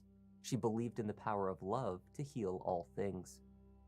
On the morning of the 15th of May, 2020, Katie went missing. That same morning, a disturbing kinda text lucky to message began want circulating amongst to her social circle, sparking spend, concerns that something like, horrific may have befallen the loving mother of three. The text accused Katie of manipulation. It referred to her as a devil. Friends saw this message and immediately feared the worst. 1,000 of them, like. Hi there, I'm Kevin, and welcome to Just Thought Lounge. Today's case takes us to the beautiful suburb of Dover, Massachusetts, where Katie McLean and her husband, Dr. Ingolf Turk, or Harry to friends, appeared to be living a blissful life in their $2 million 11,000. Things are not always as they appear. And after Katie went missing, two opposing Dog, versions of that's this life 285 mil just for me to go. Truth. So let's take a look. I didn't, never mind. I didn't hit the fucking thing here.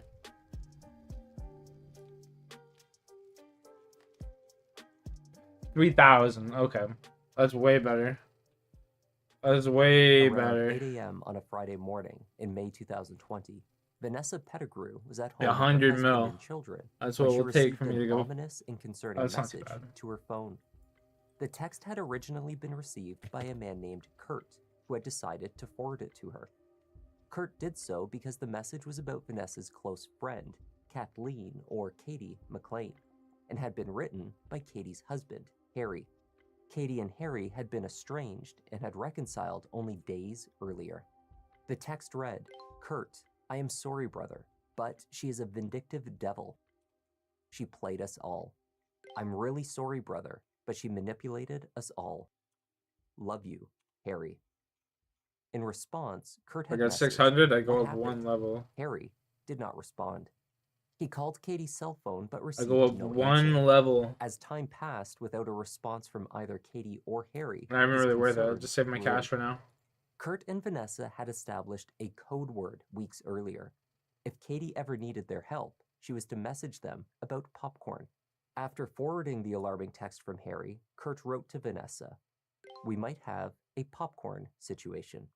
They both believed that Katie was in danger. Also unable to reach Katie on her cell phone, Vanessa drove out to the long-stay hotel residence where Harry had been staying while the couple worked through their marital issues. In the parking lot was the Mercedes that Harry usually drove. Katie's Jeep was also parked nearby. But there was no response to calls made up to the room. So Vanessa drove to the home that Katie and Harry had shared at 29 Valley Road in Dover. Prior to the separation, the couple lived in the $2 million mansion with Katie's 3 children. That morning, Vanessa knocked on the door and peered through the windows. At the side door, she spotted 13-year-old Sam and caught his attention. All 3 of Katie's teenage children, Sam, Grace, and Sophie, were safe at home. Their mother, however, was not. With the children out of the house, officers scanned the exterior of the large property. They did not find any sign of Katie or Harry. However, inside the house, small but telling clues suggested a violent altercation had taken place. Through the garage and then into the downstairs hallway, a pattern began to emerge on the floor. 2 tiny dark spots, spaced a few inches apart, followed by another pair of the same dark stains 2 feet further along on the floor. The trail was visible from just inside the doorway. It led through the kitchen where countertops displayed dirty martini glasses and half-empty bottles of liquor. From there, the stains led towards the stairs.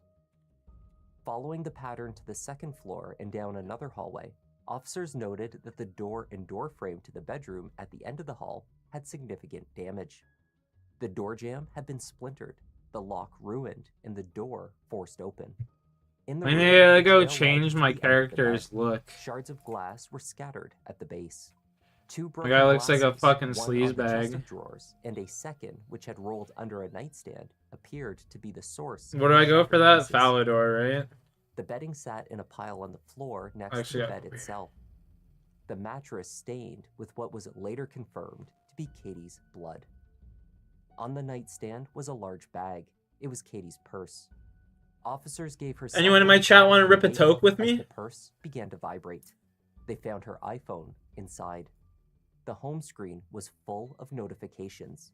All of the missed calls and messages that had been pouring in from her many concerned family members and friends.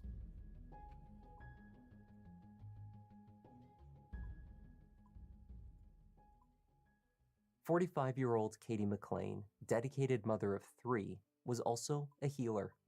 Through her business, Birch Tree Energy and Healing, she provided services as a Reiki master. Reiki is a Japanese energy healing technique that uses hand placements to channel universal life energy known as ki.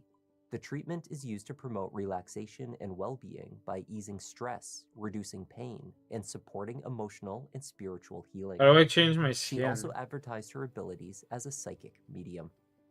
A free spirit, Katie was known to her many friends as a woman of grace, who sought all... How do I change my skin?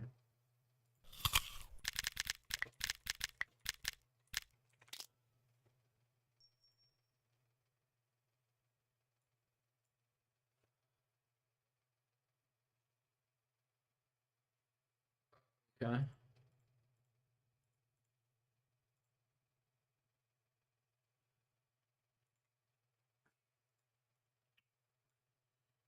always to support and care for others. It is not surprising then that roughly a year after her second divorce, she fell for another healer. Indeed, a celebrated surgeon who spent his days saving lives. The 58-year-old who went by Harry was born Ingolf Turk and spent the first 30 years of his life in East Germany, emigrating to the United States not long after the fall of the Berlin Wall. He was a former athlete in the decathlon, having attended the 1980 Moscow Olympics as an alternate on the East German team. Later, Harry had served in the German Air Force and attended medical school.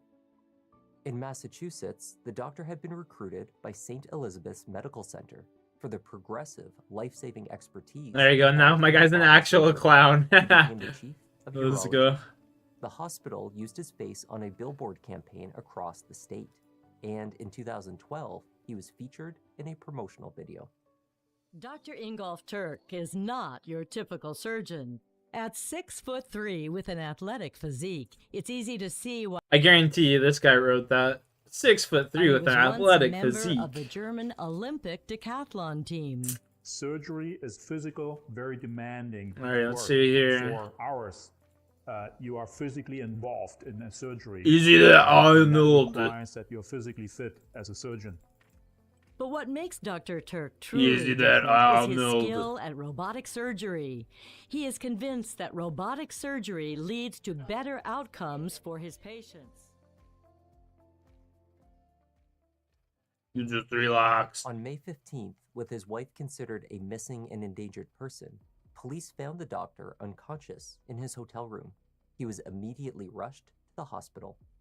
Harry's blood alcohol level was so high, even when tested hours after he had passed out, that a note was made on his medical record suggesting that he may have attempted to purposefully poison himself. Harry was also covered in scratches. What was striking to law enforcement were the number and nature of these minor injuries. The surgeon had cuts, some more severe than others, on areas all over his body. He had small marks on his hands, notably above his thumb and index finger. He had scratches on his arms, his calves, Something his tells me thighs. he fucking The did marks it. on his hands and arms were typical of defense wounds. There were 2 small abrasions on his hairline. None of these injuries were serious, yet many pointed to the worst possible conclusion: that Harry and his missing wife had a violent altercation. I almost just shit my While Harry pants. recuperated and received treatment, investigators obtained a search warrant for both of his vehicles, the Mercedes and the Jeep. The search and subsequent forensic tests on the Mercedes did not return anything useful. The Jeep, however, had a story to tell. A stain on the steering wheel was a match to Katie's blood. Similarly, testing of swabs taken from the external and internal door handles on the driver's side, passenger side, and the trunk all returned results linked to There we Katie. go. A half-empty bottle of scotch was left on the passenger When seat. When the bottle was moved, there was a small knife visible behind it. The knife did not have Katie's DNA, but it was nonetheless obvious that she had been in the Jeep after sustaining injuries in the bedroom. Her husband had been absent from his hotel for most of the night, returning at roughly 5:30 a.m. He had been driving the Jeep.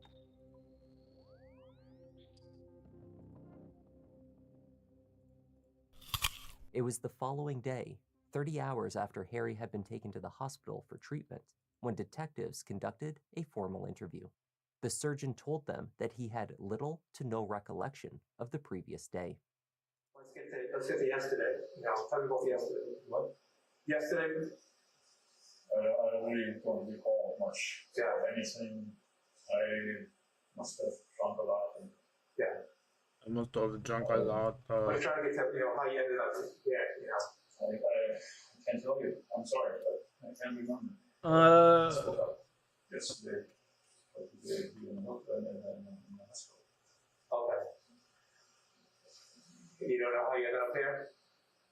No, I can't really remember. Tell me this, when's the last time you saw Cat? Eating night, that's what I remember. And we've been watching TV. And Game night, that's all I remember. Definitely not all you remember, something tells me. I don't even know what happened after that. Harry was prompted by detectives with the facts they had already deduced. There must have been an argument, and it must have turned physical. Tell me about the argument you guys had Thursday night. What? The argument you guys had Thursday night? Argument? What Yes. argument? Tell me a little bit about that. I don't know about an argument. What argument, The sir? issue with Harry's assertion that he had no memory of the events of the previous Thursday evening was that he did not show signs of extreme intoxication until after returning to his hotel room. He was captured pulling out his wallet for a keycard to access the building and entering without so much as a stumble. You don't remember driving? I do not. I'm fucking Arnold Schwarzenegger. You think I have to drive? Got called to the residence inn Friday at 11 a.m. for a well-being check on Kathleen because no one had heard from her since 6 p.m.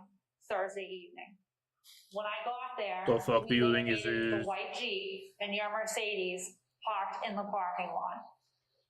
You told us earlier that you believe that you were operating the white Jeep at one point. The white Jeep was parked between the lines, perfectly fine. There was nothing wrong with the exterior of the Jeep indicating that you may have been intoxicated. So how could you not remember driving that Jeep back to the hotel? The interview lasted roughly 3 hours. Eventually, Harry requested a break. Returning after 45 minutes, Harry began telling a story of what had transpired at 29 Valley 2 days earlier. Dig in front of the water. Later in the evening, after several martinis, they had gone to the bedroom. Their reconciliation had been bumpy. According to the doctor, his wife had jealousy issues. She routinely checked his phone and read his messages. He claimed that she read his email. She frequently accused him of cheating, he said. So it was that night. Harry was texting with an old friend, a female friend. And then she looked at my phone and saw text messages of an old friend that she always despised. And she wanted to see what we talked about during our separation time. I said, don't do this because there's angry words in there because we're very angry at each other. And so I said, please don't look at the messages because they're not true for today. That was 2 or 3 months ago. But she wanted to see what has been said. And then she got really angry again because she saw some stuff that she didn't like. Really angry again. Harry painted his Reiki master wife as violent and aggressive. He claimed that she threw a glass at him, striking him on the right side of his head.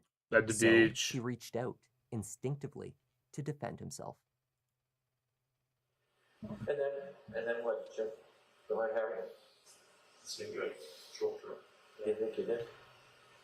As a reaction to the aggression situation. At the You're beach.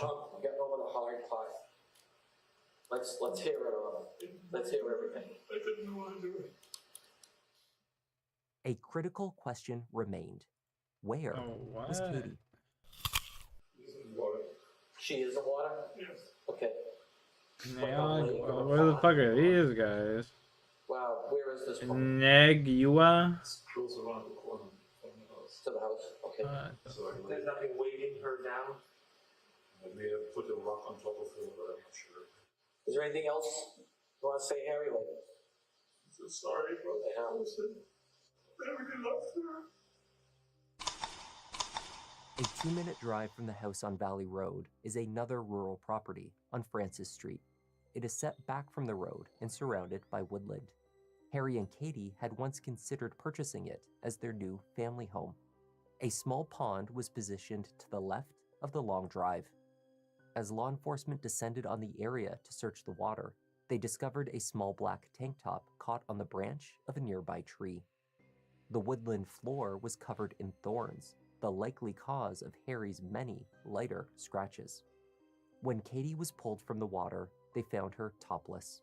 2 large rocks, each weighing an estimated 16 pounds, had been stuffed into the pockets of her trousers, causing her to sink to the bottom. The medical examiner found her cause of death to be strangulation. The manner? Homicide. Katie and her 3 children had moved into the house at 29 Valley Road in March 2018, a few months after meeting Harry on Bumble. Roughly 2 years later, they eloped at a drive-through chapel in Las Vegas. Harry was there for a medical conference. From there, accounts differ. In Harry's version, Katie had acquired the marriage license in advance. The plan to marry in Vegas had taken him by surprise. Just 5 weeks later, he sought an annulment. Harry claimed that Katie discovered an email from his lawyer about dissolving the marriage, and it was this discovery that motivated her to take out a restraining order against him. She made up claims about his aggressions to police to secure his protective order. Can I not go down here? Huh? Only What? after Harry placed her name on the deed to the house and signed a postnuptial agreement did she agree to attempt a reconciliation. Imposter. After receiving financial compensation, Katie I'm an rescinded the imposter. restraining Can I order not go and down allowed here? him What? back in the Hello? house. Eh?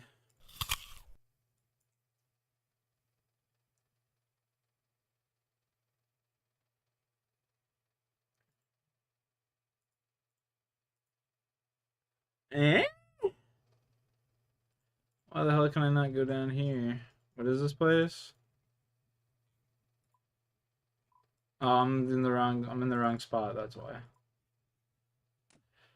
I'm in the wrong spot. Ah.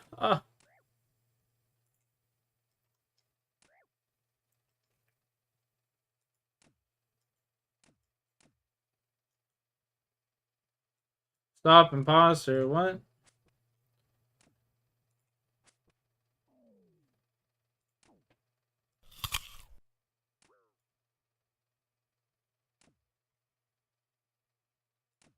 They're gonna be spoken to or fought? Oh, I killed this cocksucker.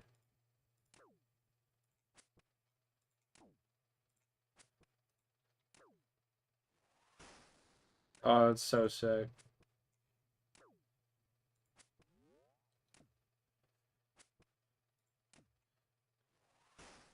Oh!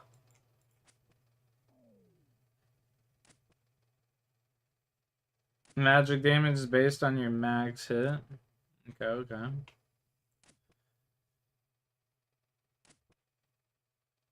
Guaranteed magic damage.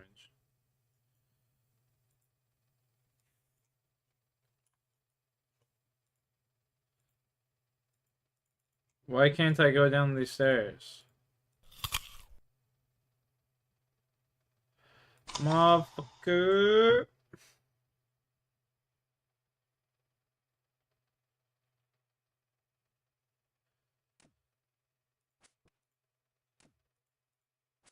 Okay, come on. My guy. Leave me the fuck alone. I can't go in here. What the fuck? Where can I go? Where can I go? Do I have to finish a quest?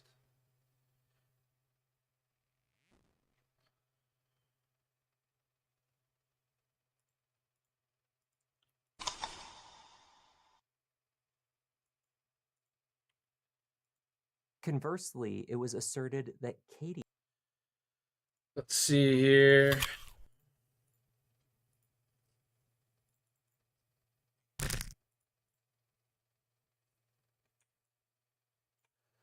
Kill Frost. Nah. Alright.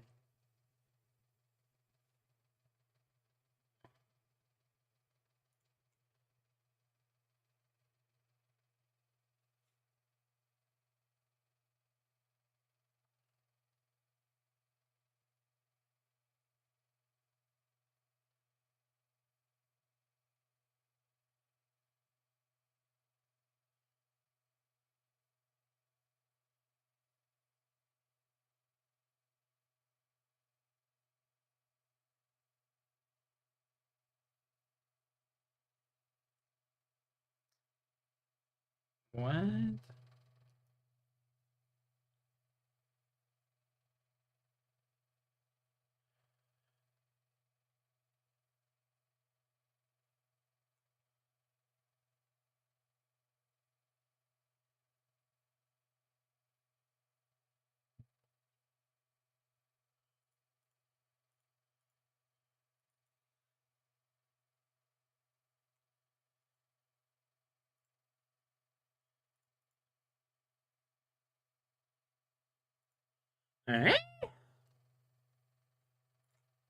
He was the one seeking a divorce from her controlling and abusive husband. Prior to the The Heart pandemic, of the doctor had Darkness. been Apparently facing I a need to finish malpractice suit, this. which alleged he had charged Medicare more than $31,000 over a 6-year period for services he did not perform. Initially, he allegedly hid this lawsuit from Katie. Just before the couple eloped, Harry settled that lawsuit, agreeing to pay a I have to finish $150,000 the Heart of fine, Dark. and was fired from his job at St. Elizabeth's. He did not take his fall from grace with dignity. He took it out on Katie.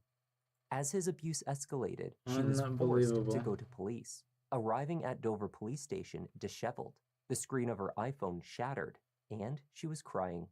2 versions of events were reported to police. Katie told officers at the front desk that Harry had been violent and she was filing for divorce. She didn't want to press charges, she just wanted them to know in case something happened to her. While at the station, Harry arrived. He said he had come by because he was worried his wife was going to make false accusations against him. He said Katie was the jealous and controlling one. He had never been violent, and he was leaving her to return to Germany. If only he had done so. Before he could make the move, the pandemic hit. He had to stay in the United States, and Katie's restraining order forced him from the house. Ultimately, in early May, the couple agreed to reconcile. But regardless of who you believe, issues in their relationship had already been firmly embedded. The reconciliation was not likely to be successful. Dr. Ingolf Turk, or just Harry, the Harley-Davidson-loving former Olympian-turned-celebrated surgeon, was arrested and charged with the first-degree murder of his wife. As the trial commenced, the jury also had the option of convicting him on the lesser charge of voluntary manslaughter, should they find that he acted in a fit of passion. Harry's defense team, however, was going for the third option, an outright acquittal. Defense attorney Kevin Reddington argued his client acted in self-defense after his wife attacked him with a cocktail glass, and, crucially, was attempting to force him out of the house. In May 2020, the COVID-19 pandemic was raging. Due to the restraining order Katie had taken out against him, Harry had been forced to live in a hotel as the couple worked through their issues. He believed living there made him more susceptible to the virus, and by extension, death. According to his lawyer, his wife was motivated by sheer greed and forced him from his house during a public health crisis. In doing so, she had threatened his life. At least, that is what the surgeon believed when, in desperation, he strangled her. That's where they go upstairs and the DA says that he, with his anger, decided that he was going to murder her. Well, that's a good life choice, huh? No, what actually happened, and you'll see the evidence is pretty clear, that what happens is they're in the bedroom and they're arguing. And she's talking about the other men. She's got hundreds of guys after her on these websites. And do you think I really loved you? Do you think I really loved you? I'm calling the police tomorrow. You're getting out of here. They got in the course of an argument. She had a rocks glass in her hand. She had her cell phone in the other hand. He got on his knees. He said, Katie, please don't. She smashed the rocks glass off his head, the right side of his head, not the left side like the police think. At that point, with one hand, the size of that hand, the strength of that hand, he grabbed her, snapped the highway, she died. The couple's dysfunctional marriage was the basis of both the defense and prosecution's arguments at trial. For the defense, this was Katie manipulating Harry for money, even while she pursued other men. For the Commonwealth, it was Harry's anger and resentment at his wife for forcing him from the house he had purchased, despite a public health crisis. He eventually found himself living out of a friend's camper in Florida after all of his other options had been exhausted. Then, that camper was sold. Desperate for somewhere to live, Harry claimed he was pressured into adding Katie's name to the deed for the house and into signing a postnuptial agreement in order to return to his home. According to those close to Katie, however, in April 2020, Harry offered to add her name to the deed as a gesture to signify his devotion and commitment to their reconciliation. It was meant to be a fresh start. It did not turn out that way. I am sorry, brother, but she is a vindictive devil. I am really sorry, brother, but she manipulated us all. Love you, Harry. And in the course of this trial, you will also hear evidence about the defendant's anger towards Katie McLean. Evidence of anger that will prove that he is guilty of first-degree murder. Guilty! Vanessa had to take the stand to tell the jury about the Katie that she knew and the way her good friend had viewed her marriage. She was not motivated by greed, but rather still loved her husband and wanted it to work. But she was also a mother who needed to consider the security of her children, how his behavior impacted them, and conversely, how a divorce would uproot them from the lives they had established in Dover. She had to weigh the pros and cons. She was very concerned about her children having a normal, stable life. She wanted the best for her kids. That's all she wanted. Damn, bitch. And did they move towards reconciliation, if you know? They did. And there were several things that they had to decide upon with each other that they would do moving forward to make it work, including having Dr. Turk undergo some psychiatric help and to refrain from alcohol. Excuse me. Sustained. Please disregard that last answer is stricken. Next question, please. Vanessa's cross-examination was uncomfortable. She defended Katie's use of dating apps during her separation. She fought back against the implication that Katie was obsessive over Harry's movements, monitoring his messages, emails, and tracking his location through an app on her phone. Yeah, that's not This creepy. behavior went both ways, according to Vanessa. Vanessa pushed back on the defense's repeated assertion that the family home was not also Katie's. Technically, she was not put on the deed until the month of her death, but that's not the whole story. Before May of 2020, it was his home, right? No, Well, you knew he owned the home, right? Well, she put money into the home too. So Like what? she put money from her home sale into the home, and she also helped build the garden in the back. She didn't put a nickel into that home. That's not my understanding. Well, it may not be your understanding, but she didn't put a nickel into your home. That's not my understanding. Ma'am, you need sorry. Disregard that last answer, Jarvis. If Vanessa's testimony was tense, it hardly touched upon the awkwardness of Kurt Pfannenstiel's cross-examination.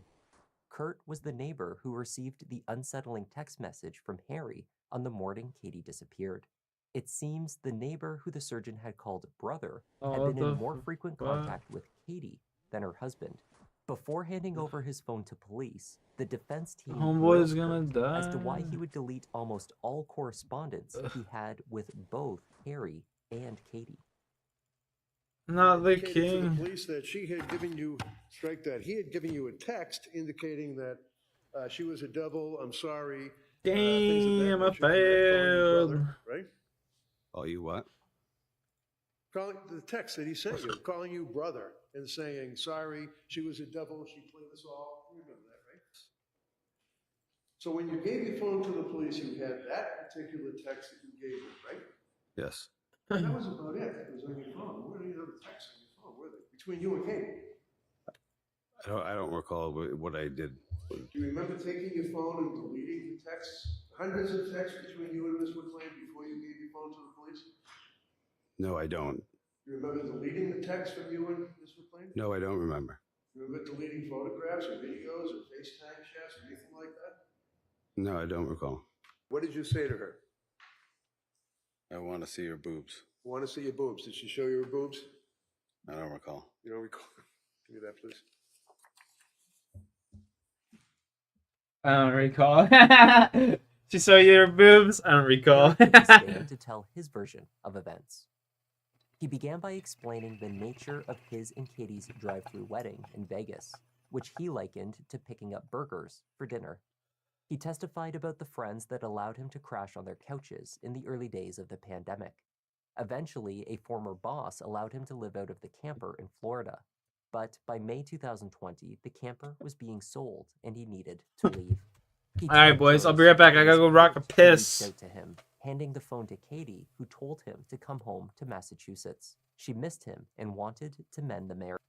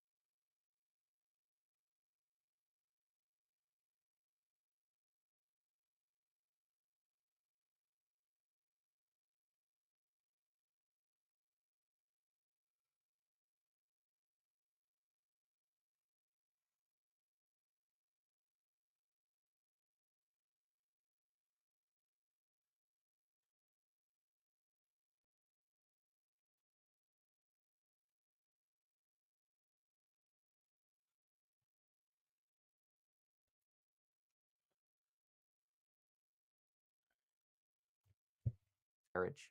The Commonwealth countered that the reconciliation had been prompted by Harry, not Katie. Regardless, he drove back and rented a suite at the Marriott. What was your state of mind about the pandemic, sir? I was scared. Why? I started to, the news about thousands of people dying every day started to get to me, and I didn't feel safe in the hotel without my own personal space. I believed I potentially belonged to the risk population of being 58 years old and not being safe, not being exposed to the environment. The reconciliation was not straightforward. It came with conditions, Harry claimed. So I was loving, kind, and accommodating, very accommodating, and expressed my Was one love of to the her. things that was requested of you that you do something with the house? Yes. What was that? She. Oh shit! I should have put the put her 23 name mil on on. the deed. Did you do that? I did. Why did you do that? I mean, this house is worth a couple of $1 million. Why did you do that? If I wouldn't have done it, I wouldn't have been able to come home. So you signed a deed transferring interest to her, right? Correct. Did you also sign a post-nuptial agreement? That was part of it that I had to sign to be allowed to come back home. Did you sign that? I did. What were the terms did you have to pay any money on that? Yes. Okay. As the two argued in the bedroom that night, Harry recounted how, as his wife attacked him, he had reacted. Harry testified that he had no intention of killing his wife. He also provided details that were omitted when he first confessed to police. In his new version, he had dropped to his knees to beg Katie to calm down. He also said he grabbed her neck with only one hand, not two, a conclusion questioned by the medical examiner. Finally, to the jury, he claimed that afterwards, before he dropped her half-naked body in a pond, he had tried CPR.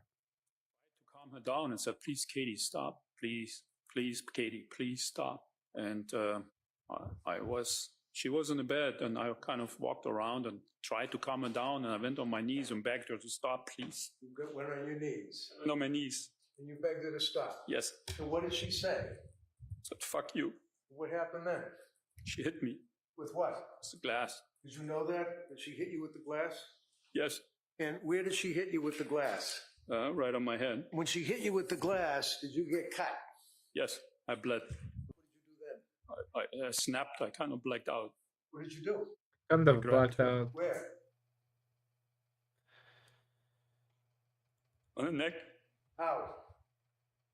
Let's go do this. Grabbed her with your hand by the throat. Did you intend to cause her harm and kill her? No. Oh, no. What did you do when you got to the pond with the Wrangler and with Katie? I put her in the water. When you put her in the water, did you take her top off? No, I did not. What happened to the top? I have no idea. Prosecutors questioned Harry's assertion that the former Olympian was in fear for his life. Was it not more likely that he was angry over being forced from the house once again, the house he considered to be his alone? And you felt that the house was yours, right? I bought it. Wasn't my name. Did you feel like it was your property? Yes. And you still feel that way, right?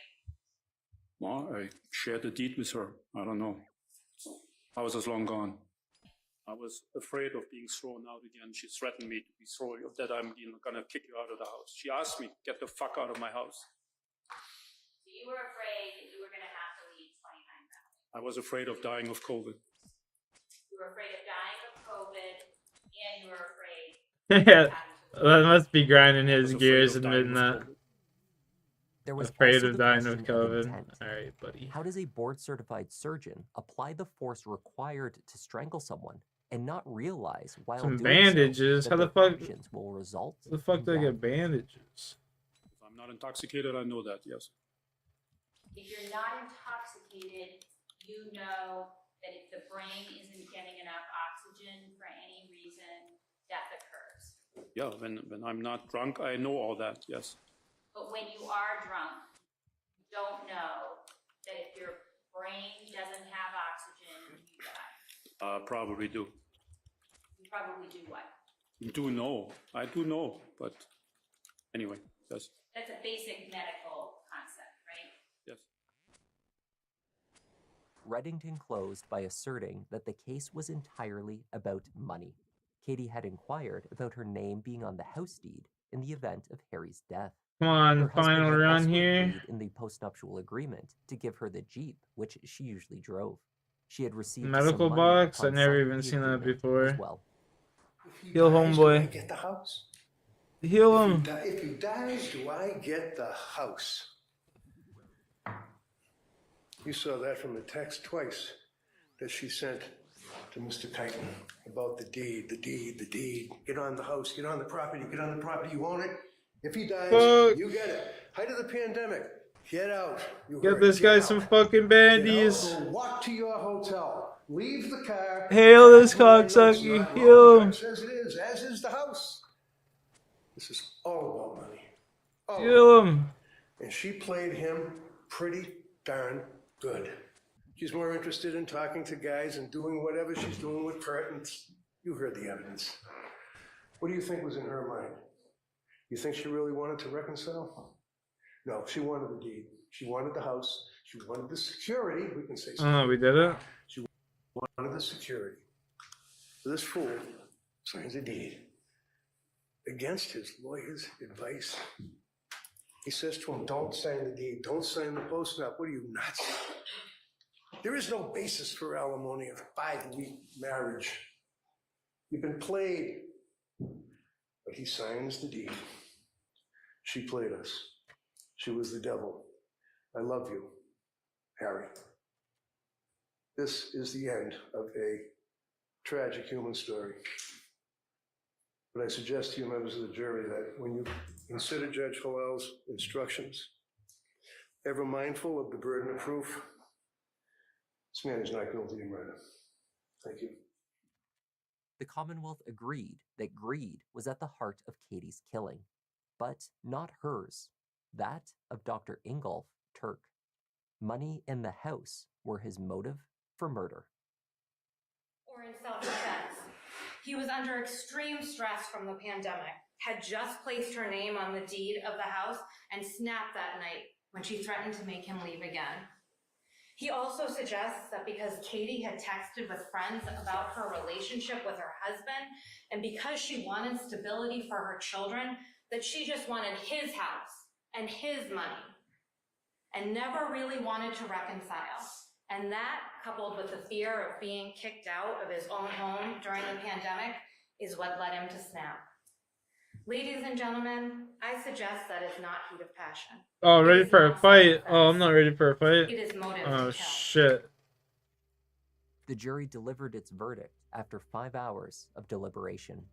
After it was read, the disgraced doctor wept.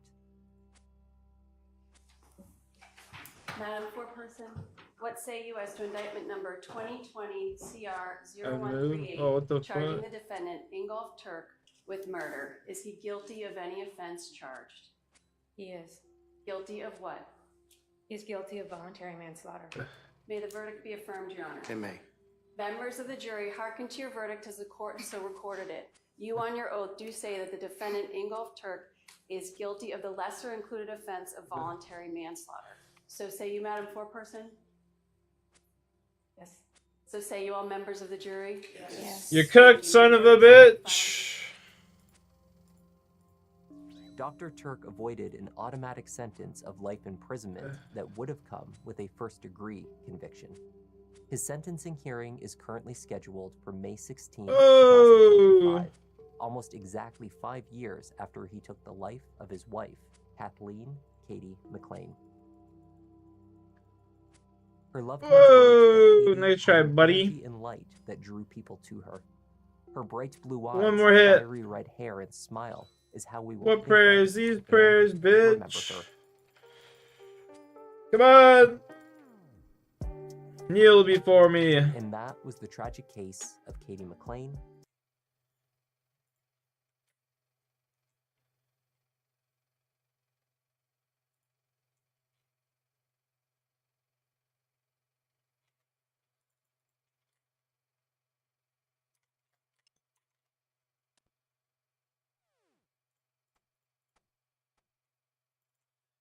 Yeah, damn, son.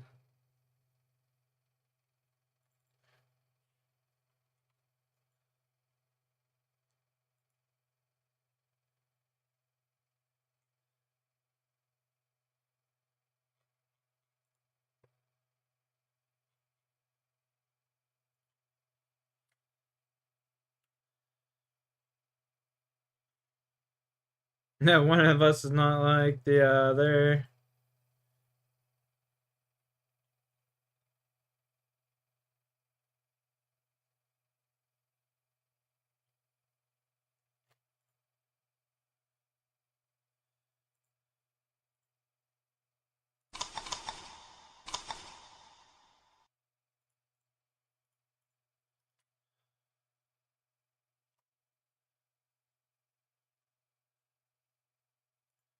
Pray. Let me pray.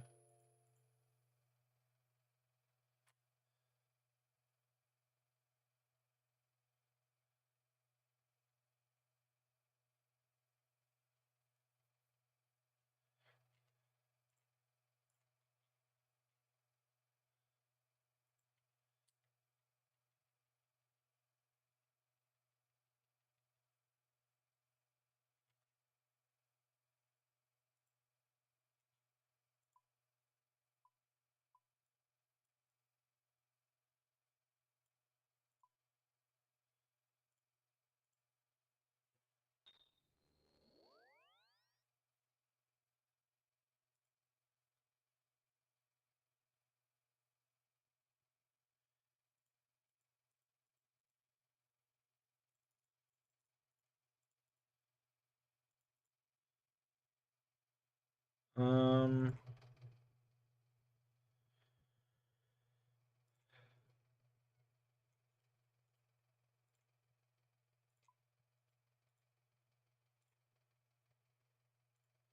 Let's do this.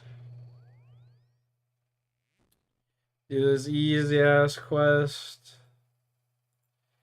I'll be one quest closer to my quest cape. I might actually focus on the quest cape. Curse of Arab, 2, 3. I'll have like 7 quests to do after this. Holy fuck, dude.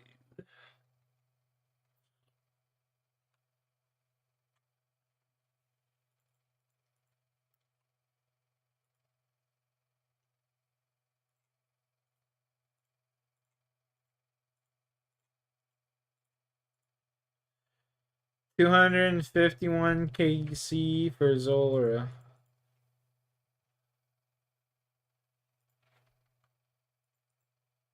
$251. No, just run this way, please. God damn.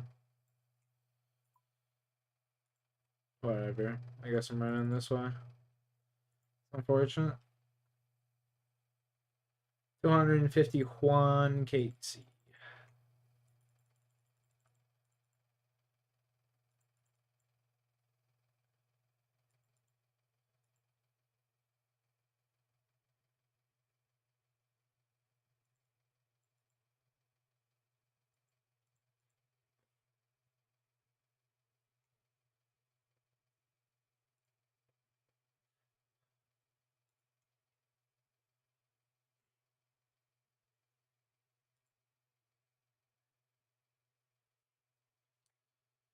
Talk to this bitch here.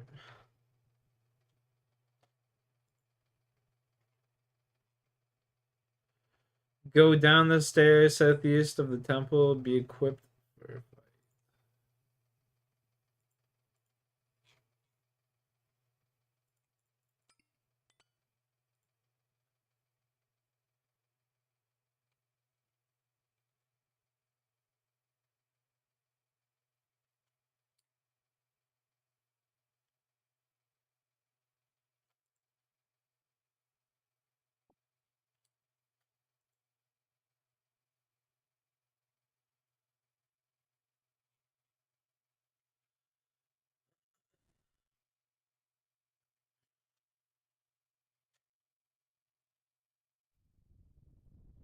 This is exactly what I need to kill right here.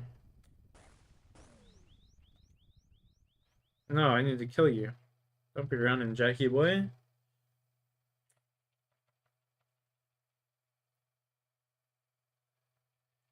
Stand your ground and fight.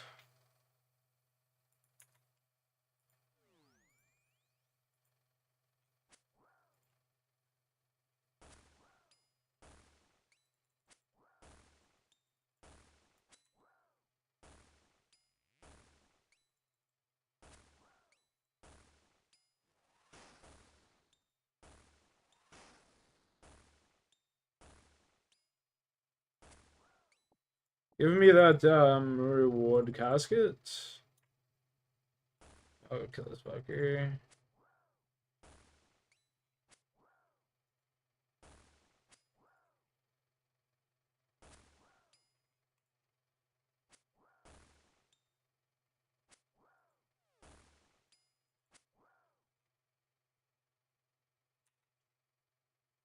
Soft clay, sure, whatever. Take it. Oh, I guess that's just a spawn for.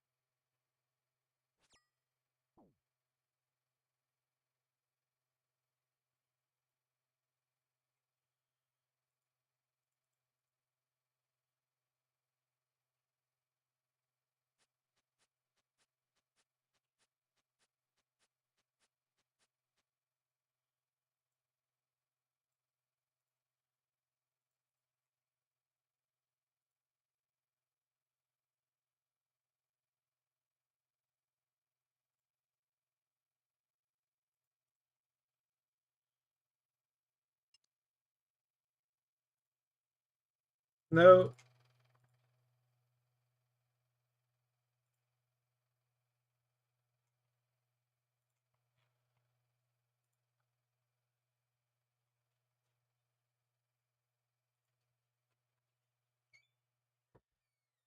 Well, well, well, look who it is. What's going on? Fucking chilling. I didn't even realize you were here. I was just saying that to Rocky. What's up? Fucking A. I'll be right down. Oh, Rocky, you just fucking relax, sorry. I'll be right down in a minute. Give me a minute.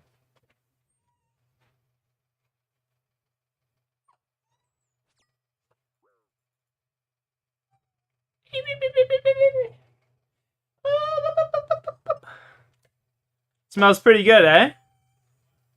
You don't smell that stock?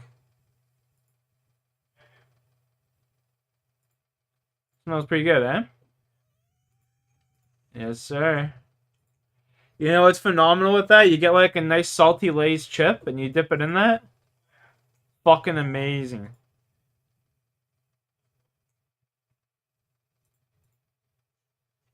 I'll be right down.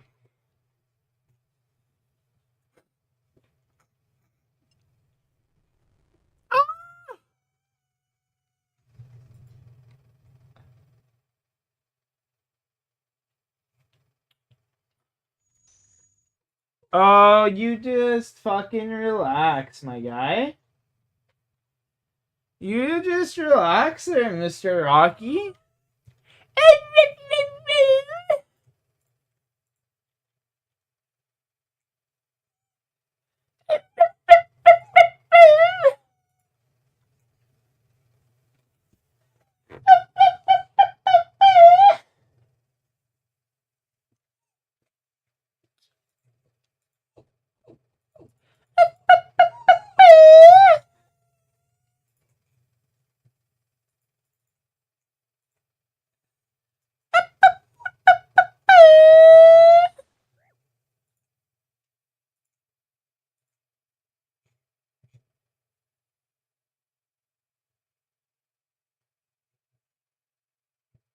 Use protect. Stop.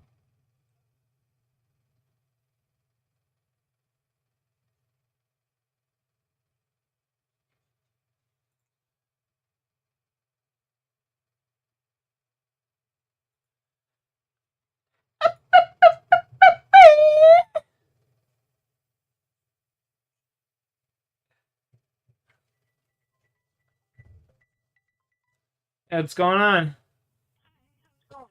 Going? Oh, looking phenomenal so far. Oh yeah. Oh yeah. Looking real good. What are you up to? Nice, nice. Rocky's just sitting here beside me crying. Because Howie's here. He's crying because Howie's there. Yeah, he's just sitting here. Because Howie's downstairs and he's just being a little bitch. I won't go down and say hello. Oh. Yeah. Unbelievable, eh? Howie outside the dad? Oh, I don't know if Dad's here or not. He was going up to Nan's. Oh. Oh, okay. Yeah. Okie dokie. What are you up to? Well, I guess how's work been going? Nice, nice. Yeah. Slow day? Slow day? I'm on my second machine. Yeah, yeah. Yeah. Damn. A little